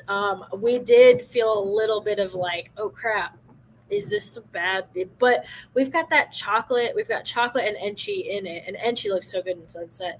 I think DG is a lightning gene, and sometimes people forget that. And sunset doesn't necessarily look fantastic with lightning genes. So, well, it didn't teach their own. Some people like it. Some people like it. All kinds of things. But I think after it came out, it was kind of a like, oh, why didn't I realize that it would lighten the colors instead of like add contrast? So we're just making sure we add that contrast with the chocolate and the enchi. Makes sense. Yeah. It's awesome. So I always, genes like chocolate and candy, I always feel weird. I don't like the food ones. Cinnamon. No? It's weird. Vanilla, chocolate, candy. I don't like that. The vanilla cream, I hate all that. I'm like, it's not food. That's so funny. I don't mind the candy names or the different food names. I think. Yeah. I don't know anyone else who feels like that, but it always. So funny. Chocolate bothers me the most. Chocolate bothers you the most. Yeah, huh? I hate. It's too much of a like. I don't like chocolate or vanilla. Those are the two that I like the least because they're like candy. I don't like. Well, and then candy, but I don't like them. Cinnamon's not the worst, but I don't like them. Yeah. Oh man, what other questions? I feel like we've kind of, this is awesome. We're kind of just flowing into different talk about projects and stuff now too. I'm curious what other. Let me see what other notes I had about other things to ask about around data stuff. You mentioned something early on. I'm going to go way back to the beginning of the conversation, but you mentioned something in your professional life about measuring things like, what was it? It was around chickens, around weights or something like that, around like how quickly they grow. So we look at how quickly they grow and whether they grow in length or in girth, I guess. Oh, that sounded weird. But like chicken breast. I'm sorry. This is a PG show. Chicken breast. Adam. They're sold in different ways, right? So like if you go to the grocery store, you're going to buy, when you think of buying chicken at a grocery store, you think of buying a tray packed chicken. Those chickens are grown from like 4 to 6 pounds, and then they're taken to a processing plant. They're cut up and they're put in a tray pack and sent off, but we also chicken industries also grow like roaster sized chickens, much bigger chickens, and they're processed and they're cut all the way up and they're sold to places like Campbell's or Lunchables or the deli meat like Oscar Mayer. They go on to those kinds of places where they're further processed and they're added to things like soup or or taken to restaurants and sold as like chicken wings, things like that. But when you get those little tiny chunks of chicken, those come from a much bigger chicken breast, right? And so there was a huge race to make your chicken breast as big as possible, as fast as possible, because you only have so many like weeks to get there, and we want it big because we want a lot of yield. And what kind of happened with that is, the muscle and the ligaments have to fight to keep up that weight. So chickens were getting these like white lines in the breast called woody breast, and it was making the meat not as good and tougher. So that's what happened when they got really fat really fast. So what they've started moving towards is wanting like selectively breeding chickens that have longer breasts to get that same amount of weight and that same amount of yield, but not growing big and fast and having to hold that weight up in the same way. So kind of analyzing what like causes woody breast, what causes something called bloody breast when that chicken breast is so heavy that it like separates and bursts like blood vessels and things. And we're looking at or like leg issues. So they get so big that their legs can't really hold up the weight and they get janky legs, and then you don't have as good of like you get a lot of money on chicken feet. They are incredibly profitable selling chicken feet. So you want to make sure you don't have any ammonia burns on your chicken feet. You want to make sure that your chicken feet aren't janky. Your legs aren't janky because drumsticks do well. So all of those types of things are the type of like trials that we run. So I was wondering if I was going to ask if there were parallels. I'm not sure. Again, this is the difference in an industry that not everyone, but so many people consume chicken versus the number of people that are interested in ball pythons. So the funding is not there. But I was curious about, if there was anything you guys looked at, and it's probably going to fall in the category of stuff that we went away from. But if there's anything you guys looked at in terms of like how fast snakes were growing and things like that. So that's one of the things that one of the reasons I was like looking at egg weight, things like that, like, that's actually interesting. I would have thought it was the number one. I would like to know the answer to that, Jason. I do want to know the answer to this. Because I know there's like culturally chicken's always okay, but things like pork and cow aren't always okay. So maybe fish, probably fish. There's a lot of different types of fish, so it's pretty big. Pretty big net. It can't be. Goat. It's not really. Oh, okay. So I'm now. You know what? I'm not gonna say. Do we know why? Can we get the answer for why, Jason? I have an assumption, but I would have thought. Well, obviously, I would have thought fish. I said that. I'm just thinking geographically. There's regions where populations are really packed in, where so we would never think goat in America, but South America, there's a lot of goat, and probably maybe even I wonder if like an area like India where there's tons of people, I wonder if there's a lot of goat Yeah, but I thought they had a lot of chicken too. That's why. They And there's such a highly populated. I guess I was thinking more of like East Asia because of what a large population they have. It's like one of those things like the most popular name in the world, last names in the world are like is Lee. The most popular first name would be like Muhammad, and those aren't necessarily names we hear all the time, but we're not as populated. Right, exactly. So I know I got us down a rabbit hole on girthy chicken breasts. Well, you know what I meant. You know what I meant. No, I know they're all having a so there are some things that like working, you get really desensitized when you work with animals and stuff. And I'm not going to say some of the things on here because it'll be and people won't think. But like one thing that was really tough for me is like when I was making these like surveys and stuff that we were sending out and having people like fill out every day is, we have them test qualities in the house. Like we want to make sure the lighting intensity is good, the heat, the humidity, things like that. And we also want to know how fast water flows out of the water nipples. So the like standard term is nipple triggerability, and I tried so hard to think of anything else, and there's nothing else. It only gets worse. I'm like thinking there's nothing other than nipple triggerability, nothing else. Don't try to think of anything else. They're all gonna be terrible. Yeah.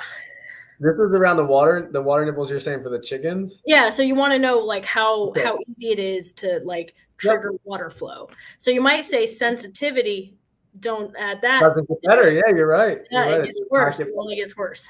So now I'm wondering about the nipple triggerability for my rat grow up tubs. You should look at how sensitive your metal water dispensers are.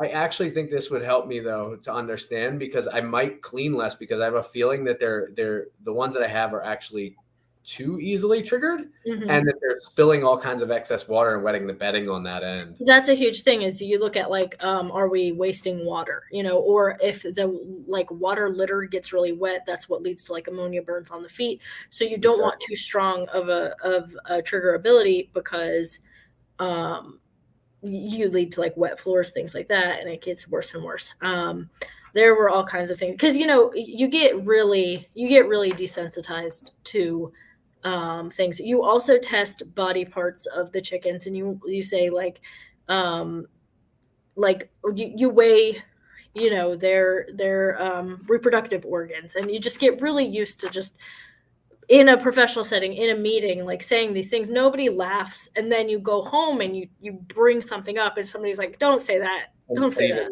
Right. Yeah. Yeah. Oh man.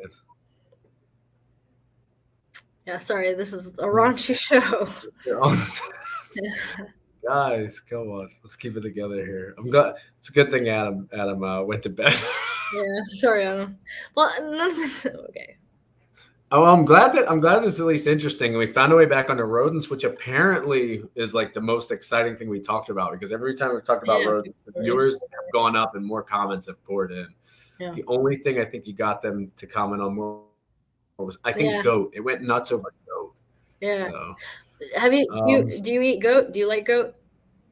I don't prefer. I have eaten goat. I have been to the Middle East and eaten goat a couple of times. I do not prefer it. No, it's not particularly tasty. Yeah, I like lamb better. I think it's the better version. Oh, I love lamb. It's not none of the words that were used in an inappropriate context. No, it'll be fine. You're making me feel bad.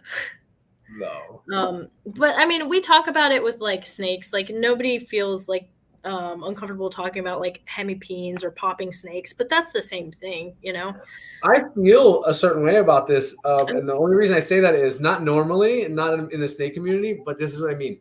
So recently, for a while, I had kept snake life and personal life pretty separate. And we needed to start a company Facebook page. I noticed people locally were trying to reach out to buy things. Like, you don't have Facebook? I'm like, no, we're only on Instagram. They're like, oh, yeah, I tried to look you up on Facebook. This came up a few times. And we had some people try to buy through it. It bought stuff, not through Instagram at all. Meta to shut me down. Yeah. But people who reached out through Instagram and say what's available, and then came by and bought snakes. So for a couple of reasons, I needed to start up a Facebook. I thought there'd be some outreach there for some of the stuff that's lower, like more on like the pet quality side. Started the Facebook, and then family all found it because they're all on Facebook. So now I'm posting things like, check out this female ovulating. And I'm like, I wonder if my family's going to think this is weird that I'm putting pictures of snakes out.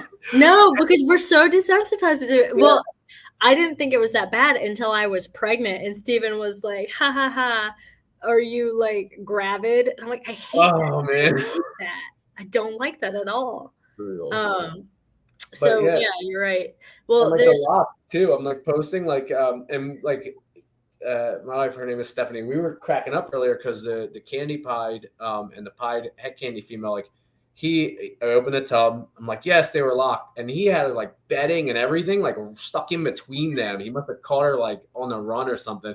And so we're cracking up about it. And then later, I'm like, I can't make the same jokes in a post on social media that we were making amongst each other because again, like we're very desensitized to it. But now these people are gonna be like, why is this person so excited about these snakes? Reproducing. I understand because me and Steven make the same. Oh, we make so many jokes about it. Like, you know how like if you pair snakes and you hang around for a little while, you hear the male like flopping around, and you hear. So like we'll make a joke where I'll be like, "Are you flirting with me?" And he'll just start flopping around in the bed. Or you know how they tend to like. That's actually hysterical. They tend to use the bathroom, so I'll say something like, "Oh, I'm gonna start smearing it on the walls." Oh no! That's brutal. I know it's so gross, but it's so now funny. What happens is I'm 99% sure my wife is not watching. So now when I go upstairs, I'll probably just flop on the couch a couple of times on YouTube. She won't get it at all, and she'll just be like, "This is another one of your stupid things you're doing," but it's okay. Hey, by the way, the lamb talk in the chat is pretty fantastic. And they're going off on the lamb. Yeah, super weird. But we were at Walmart, and found some like pre-seasoned, had like I don't know, rosemary and other seasonings already on it, like lamb steaks, and just bought them to try them. And I would buy those and eat them every single day for the rest of my life if I could find them. They were so good from Walmart. Man, people are going nuts on the lamb. I had some really good lamb. Where was I? Last week I was in Canada, actually. I was traveling for work myself, and I was in hotels all week. And one of the best meals that I had out there on the road, because it's one of the big things for me, is to try like food I'm like asking the hotel as soon as I walk in, I'm like, where's like the spot to eat? It's the first question. And the people that travel with me for work are like, what is with this guy? Like as soon as I walk into the hotel, I'm like, they're like your name, your credit card, they take it, and then I'm like, hey, I have a question. Like I can't even people would just start cracking up now because they realize where it's going. But I had like an appetizer of, they call them lamb pops, but it was my god, they're so good, right? It was so good. So good. Because I was in Atlanta yesterday, and there's a restaurant there that has really good lamb. They call them lamb lollipops, but so this is similar but funny story. I went on a cross-country trip with an ex-boyfriend when I graduated college, and he really liked beer. I didn't really drink beer, but wherever we'd go, he'd want like whatever local brewery, and so we, anytime we'd stop at like a bar or like a cool restaurant, ask for like whatever local beer they had. And we were in, I want to say Colorado, and it's just like in the middle of nowhere, not like a cool place in Colorado because it gets pretty sparse. Maybe Wyoming, Colorado. Anyway, it doesn't matter. He asked if there's any local breweries, and they were like, "Oh yeah, we have Coors." It was so funny. I mean, it's local. It was technically local. Local for them, so. Yeah. So that was really funny. But yeah, I like trying something new everywhere we go. We went to Vegas recently, and honestly, Vegas's food is good. Like nothing against it, but I think we have such good food locally that it was honestly like, is this worth $300 for a meal? No, it's not. Brendan Cottrell, welcome. What's up? I don't know. We covered a lot of the different things that I kind of wanted to try to hit on. We didn't talk too much, but in the interest of time, I don't want to get too heavy, and it goes a whole nother conversation for another day. But we talked a little bit about ROI. Yeah, no, it was awesome.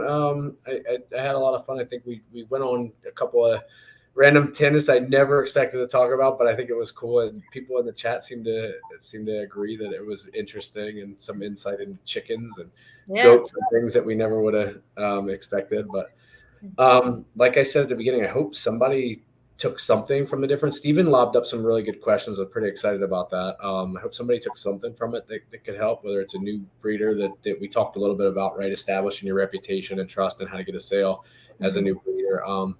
We talked loosely, I think, about, and I didn't think that we'd have time to get into without pulling up spreadsheets and really killing people. And maybe I'll podcast about myself one day.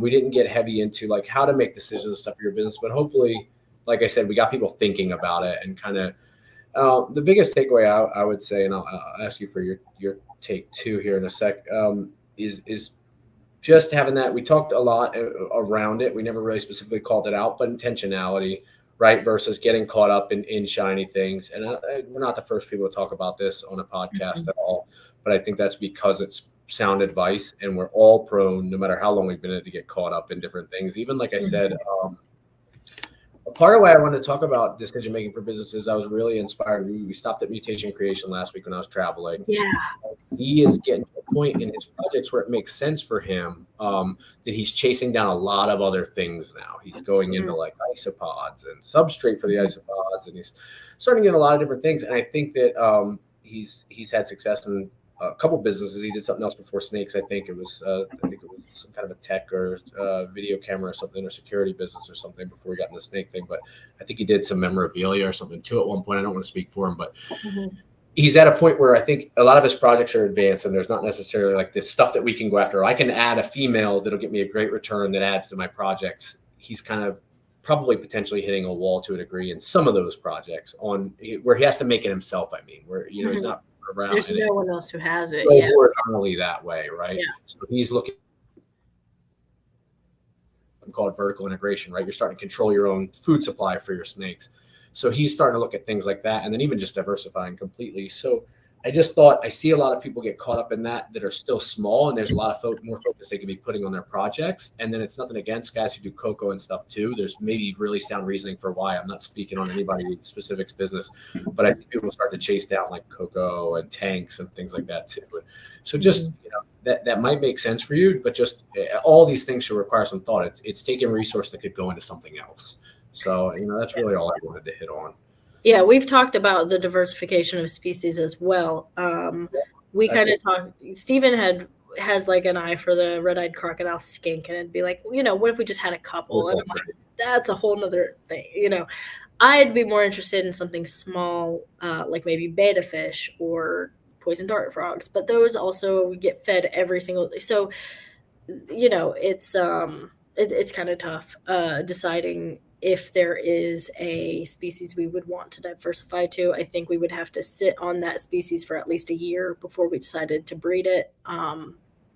So it's just kind of, that's tough. As far as like items, like when we vend shows, my mom crochets like stuffed snakes, and that's a nice thing to have on the table, because if you sell them for $15, a kid who comes up to your table and really, really, really wants a snake, their mom can, or the parent, their guardian can be like, how about this $15 stuffed snake that you don't have to feed and isn't gonna, so that's more, we just give that back to my mom. We don't like keep that money or anything, but it is like a nice thing to have on the table.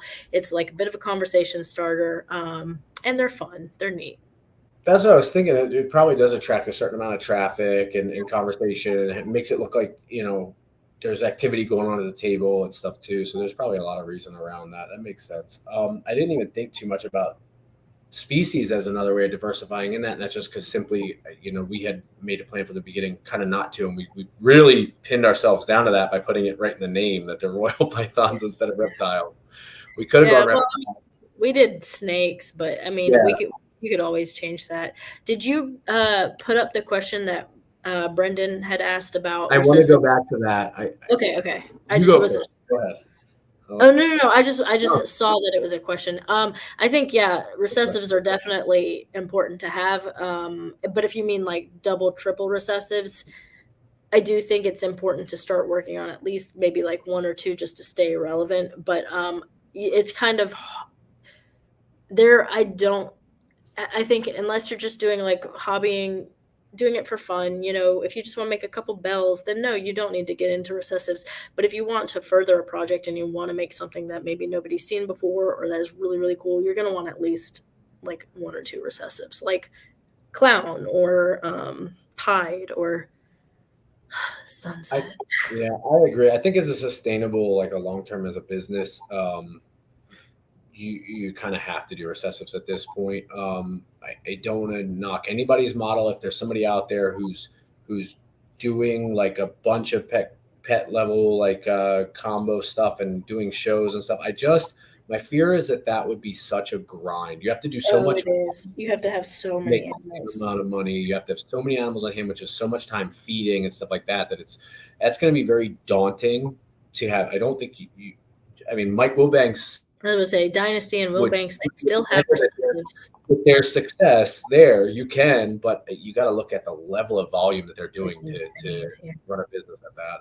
So I just don't know that kind of the pop-up boutique, home startup reptile breeding is going to go there from that. I'm extremely opinionated on this, but I'm also shooting again for triple and even like looking down the road at some stuff for possibly to try to go to quads and stuff like that. Oh, wow. For no other reason than the genetic power that's there. If I have a female with 4 heads, I can work a different project on a given year if one thing's more popular than the other, was kind of a thought in my mind. So if Clown is doing well this year, I can go that way. If DG Clown is more popular, I can go that way. But also I'm in pursuit of creating, or at least if the revenue gets to a certain point, I don't hit one this next year, purchasing a triple recessive male for just the genetic power of being able to breed that to anything and making pretty high value animals. So I don't want to go too far down that rabbit hole at almost 10 o'clock at night, but like I said, the short version is I'm opinionated on this topic. I think, yes, my advice would be 100% to go pretty heavy into not all recessives. Don't splatter fire it, but pick some and go pretty heavy into it. I do think it's important to like have a goal in mind when you're like purchasing, when you're breeding, things like that. So a lot of people who want to get into breeding, they'll follow us on Instagram and they'll see how often we like post and everything. So they'll reach out to us and be like, hey, what should I breed? And it's like, I cannot tell you that. You have to be excited about it, or it's not gonna be fun. It's not gonna be good. You're gonna get overwhelmed. You're just not gonna enjoy it unless you're breeding what you want. So I do think that's important. And most of the times what you want, other people want too. So it's gonna sell. Assuming you're marketing it and you're doing a good job trying to sell it. Understood. That makes sense. That's really sound. Draw a line between breeding what you like versus breeding what you sell. Ooh, this is a big topic. I see people all the time saying like lock what you love, breed what you like. And this again is no shot at anybody specific. I don't even remember who I heard say that. I'm opinionated on this one, and sometimes I keep my opinions to myself because I'm afraid I'm gonna upset somebody. I am lock what you like that there's a market for. Yeah. I do not, no matter how much I love a combo, if I don't feel like there's potential for me on the business side, again, not as a hobby, I am not going to pair it. I don't care how cool I might think it might be. If I really don't think it's going to make a difference out there in the market at all, and that I'm going to be stuck sitting on animals, I'm not going to pair them. But there are a lot of genes that people absolutely love that I don't care for. And I also think it's important to like, don't just breed something because other people like it, because then you're not going to know what to do with it. Like we don't have any pinstripe. I don't really care for pinstripe. I like more liquid patterns, like more lava lamp style patterns. I don't like as much of the sharp ones like pinstripe. And then Pied. I don't trust Pied, so we don't really have very much. But When you it's say such don't trust, you mean the ID combos and stuff in it, or? no, because you never know when you're going to get a super high white Pied. And No, this is a fair point. yeah, and it's not that I don't think Pieds are beautiful. It's not that there aren't fantastic, wonderful combos. It's more like when we were buying our when we were buying all of our animals, we just kind of skipped over Pied because we weren't super comfortable with the possible outcomes. Understood. Yeah, I absolutely would not advocate for just breeding something just because the gene's popular. That's not what I mean to say. I just mean I wouldn't go the other way where if I only because I like it, even though I think like if I no matter how much I liked pinstripe, and I'm the other way, and this is fine. Yeah. You know, people have different tastes. I do like pinstripe, but it is a hard sell, and so I have cut it almost completely out of the collection just for that fact. We have one pinstripe female that we really like. We have a male that's actually up for sale now because I don't want to, and now I'm down talking an animal that I have for sale, but I don't want to make a bunch of pinstripes with him. Yeah. But I do really think there's actually more potential in pinstripe that hasn't been tapped, and I think there is some cool stuff about it. But again, it's not going to sell. So this is what I'm saying. Like, I'm not going to advocate to go breed stuff you don't like just because you think there's money in it. But I would not breed something just because I like it. Yeah. I didn't think that it was going to do something for me strategically in a pairing later. If I didn't think I was going to, if I thought maybe I was going to bring a combo out of it that would get people excited about it again, I might try it, but I also don't think that I have that type of pull. So well, I feel like that's what Steven did with Sunset. He's like single-handedly like, take it. You like it. But I like Sunset though. I do. So I don't disagree with him. I think there's a ton of potential there. If I don't think it will sell, I start liking it less. Yeah, that can happen, right? Our perceptions change based on that. I like, so there's comments there about Pied. I'm with you. I like Pieds, and I've leaned out of some of my Pied projects, except the Candy Pied stuff. And even then, I'm trying to lean more towards Candy Clown because of exactly that. I think that there's limitations on it. I think there's some really cool Pieds out there, and people are finding combos if you put genes in that bring more pattern back. But I do think it's limited. I agree with that. Just running through, trying to keep on these comments. I don't want to keep you too late. I know you probably got work in the morning and stuff like that. So do I. It doesn't start until 5 a.m. Oh, geez. All right. No. That was no. I'm teasing. I should have asked up front. No, I'm teasing. It's a joke. It's a joke. Okay, you have me feeling really bad. What am I? Eventually, you'll find one that you vibe with, like Courtney said, be excited about. Yeah, I do think you should be excited about it. Like I said, it's something that you like, and there's a market for it. What excites you, and is has some popularity and some behind the project. There's a lot of stuff out there that's popular and selling. I'm sure you can find something you like in that. So, pinstripe does to Pied.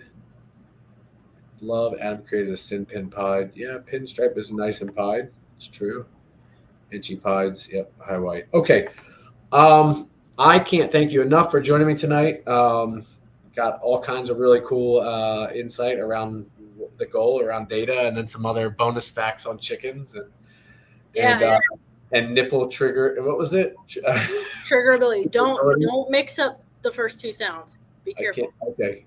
Okay. Yeah. Okay. It's a tough word to say. You always have to be careful with it, but it's the most descriptive way to as somebody said nozzle, but I don't think nozzle's quite right. Yeah, I don't think that's the right word. Yeah, thank you. And again, I'm really thankful for everybody that hung out with us here, that helped out with the commenting like I asked in the beginning and kept the conversation up. Big shout out and thanks to Adam for letting us kind of steal his platform here. Yeah, thanks, Adam. Did you have any other thoughts? Anything I didn't ask you? Anything you want to talk about and cover? No, I'm all set. I had a really good time. It was fun. Awesome. Yeah. Good chat too. You guys at some point. Yeah, I really appreciate the chat. I got to catch up with you guys at some point. I almost caught you. I wish I had known how close you were to Georgia when I was down there. I almost caught you guys when I was down that way. As much as we travel, so like I'm in Greensboro, North Carolina right now, which is it's not that great or anything, but I know so many people in Siler City, which is like 40 minutes away, and I'm like right on the fence of being like, hey, do you guys want to get dinner? And also being like, I don't know when I'll have time. You know, it's tough, and I don't never feel bad for not going out of your way to meet up and stuff. Yeah, I almost caught like Celtic balls last week when I was out by So nice. when I was out by Kansas too. I had met them in Arlington and hung out. They are great. But, we met them in Tinley. They're so nice. Nice. But I almost caught them, but we wound up being like, it was like 2.5, 3 hours. I got out of work late. I was like, by the time I get to you guys' place, it'd be like 7:30. I was like, I'll be like imposing. Like, guys, I'm not keeping like coming over and hanging out. It was a Wednesday. If it was a Friday night, I might have dropped in on them and been like, yeah, you're hanging out. We had Shane from Small Town Exotics over the weekend, which is really fantastic. He's such a nice guy. Yeah. I guess that's one more thing to kind of shout out and talk about. I get to meet up with a whole bunch of people. It's becoming an excuse every couple months now, not even yearly, for a bunch of breeders in like PA, New Jersey, and all that to get together for a barbecue, whether it was at BNS Chris's house or now it's going to be at Warful's place. And like Keys Constrictors, I think, is coming up now. Adam. Oh, wow. He'll be there from Florida. Yeah, Adam's going to stop in there. I think something with his travel back or something like that. He's stopping in. And then, like I said, Celtic balls, they're coming out there as well. Oh, that's awesome. All for a barbecue at Jeremy Warful's place. Yeah, he had mentioned it to us, but when is it? It's like this Saturday. Yeah, but I've got the new job, so we're traveling and we're going to go to we're doing some family stuff for the 4th. So, but I'll catch you guys at some point. If you guys are ever up in the Northeast, New Jersey, I'm Philadelphia. so jealous. Yeah, y'all have fun. I go to Delaware a lot. Delaware is not actually far from Jersey at all, really. Yeah. It's not. All right. Like I said, thanks again. Really appreciate having you on. Great conversation. Thanks to everybody in the chat. I'm going to try to figure out how to cue Adam's like outro music here and not mess that up. If not, I'll just acapella it. Oh, not I can't figure I'll out how to poses start. I think you're gonna have to. Oh, his poses too. What a kind of good guy, genuine, like straight up guy. I think I got it here. All right, do that if you can hang with me for a sec here until I figure out how to mute us and make sure people don't hear us start cursing in the background and get monetized.